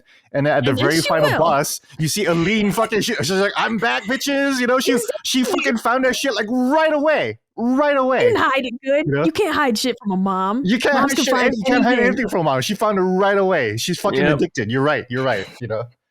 So it just is. And the number one thing, like when I saw her come up at the last boss, I was like, oh my gosh, she can't fucking help herself. You know, she's crazy. Exactly. And I really do think the biggest motivator for me to choose Verso's ending is strictly Verso died in the real world to save Mael, Alicia. Is this the life he died for her to have? Like, he died so she could continue on with the family he loved so dearly. Do we believe that Verso intended for her parents to essentially mourn her as well? Because she's retreated into this world. When Renoir showed what they look like when they're in the canvas, Aline just stumbling around the room, and he's like, I can't live with these living corpses. And it was like, holy shit, this is what it's actually like on the other side, that they're just like blindly stumbling around. Like, and it's like, that's definitely not what Verso saved her life for. Of course, like Gene bringing up a very personal experience, like, of course, with a real life disability, would you choose to retreat into another world? Probably.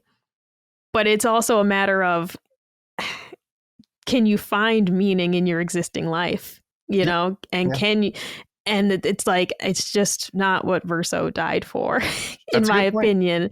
That's a good point. Strictly, it's like he would have wanted his family together, not ripped apart further, because now they've essentially lost two children because she's in the painted world. So in the real world, she's just in a daze, and then she's sapping her life away.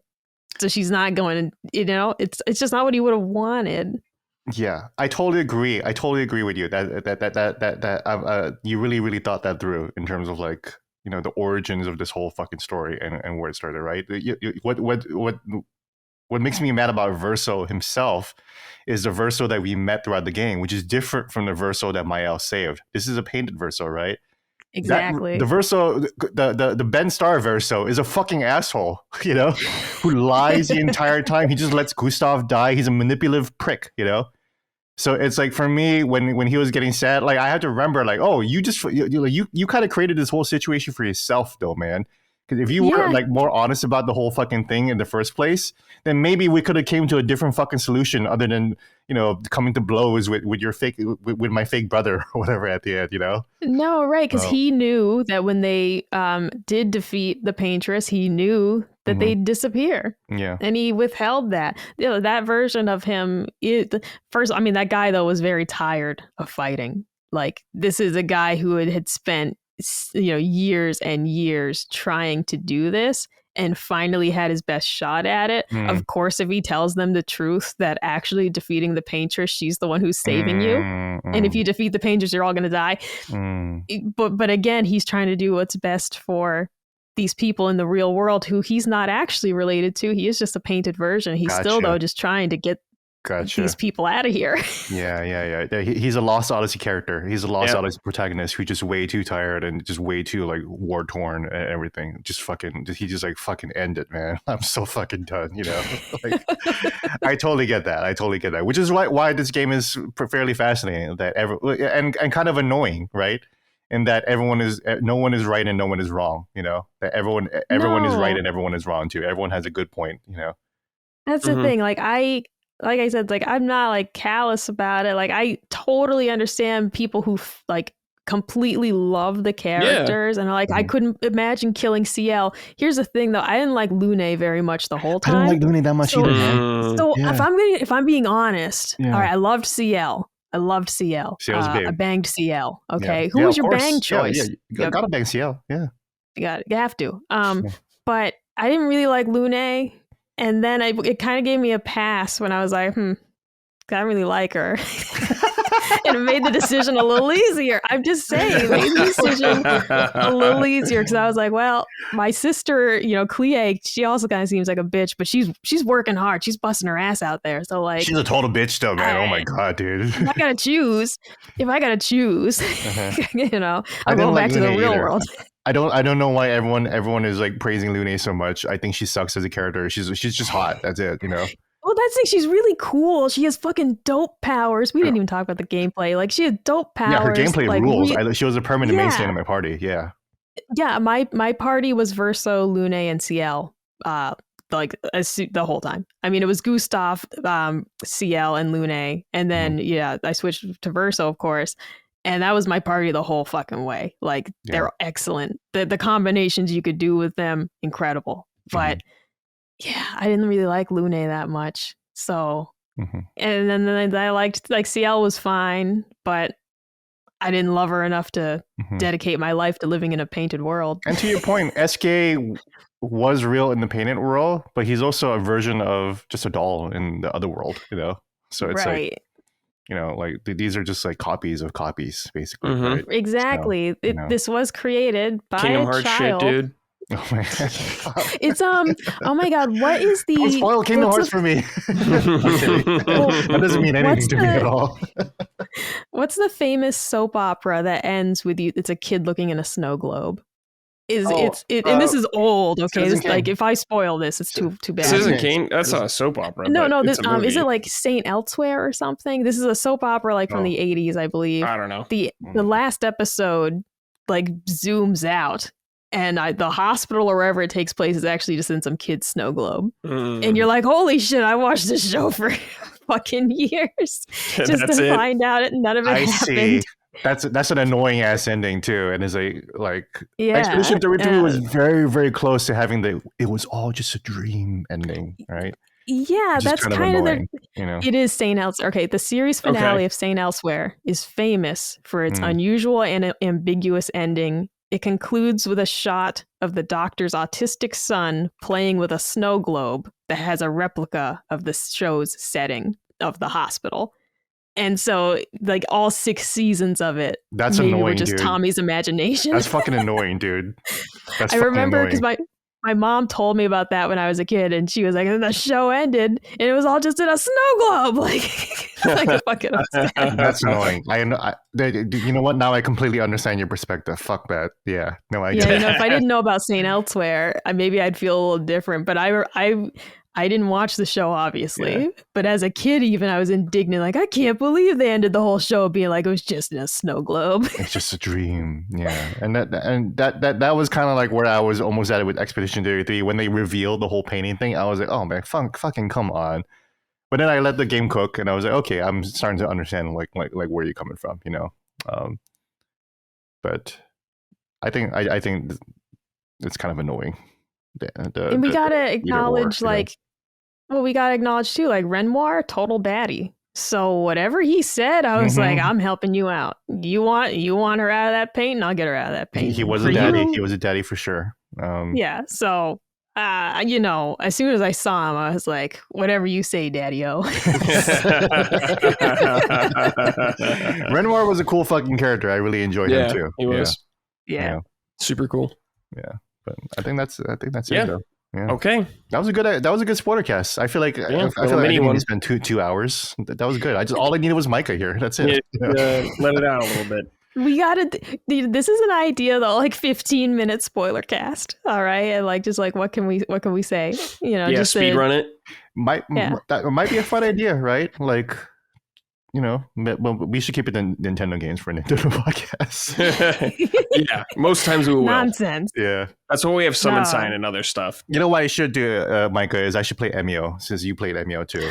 And I need to play that too. So yeah, Gene, you need more games to play right now. I need to play so many more games. It's not that long of a game. Perfect bedtime game. Okay, I will say this is another example of a game that I haven't actually been able to truly discuss with anyone.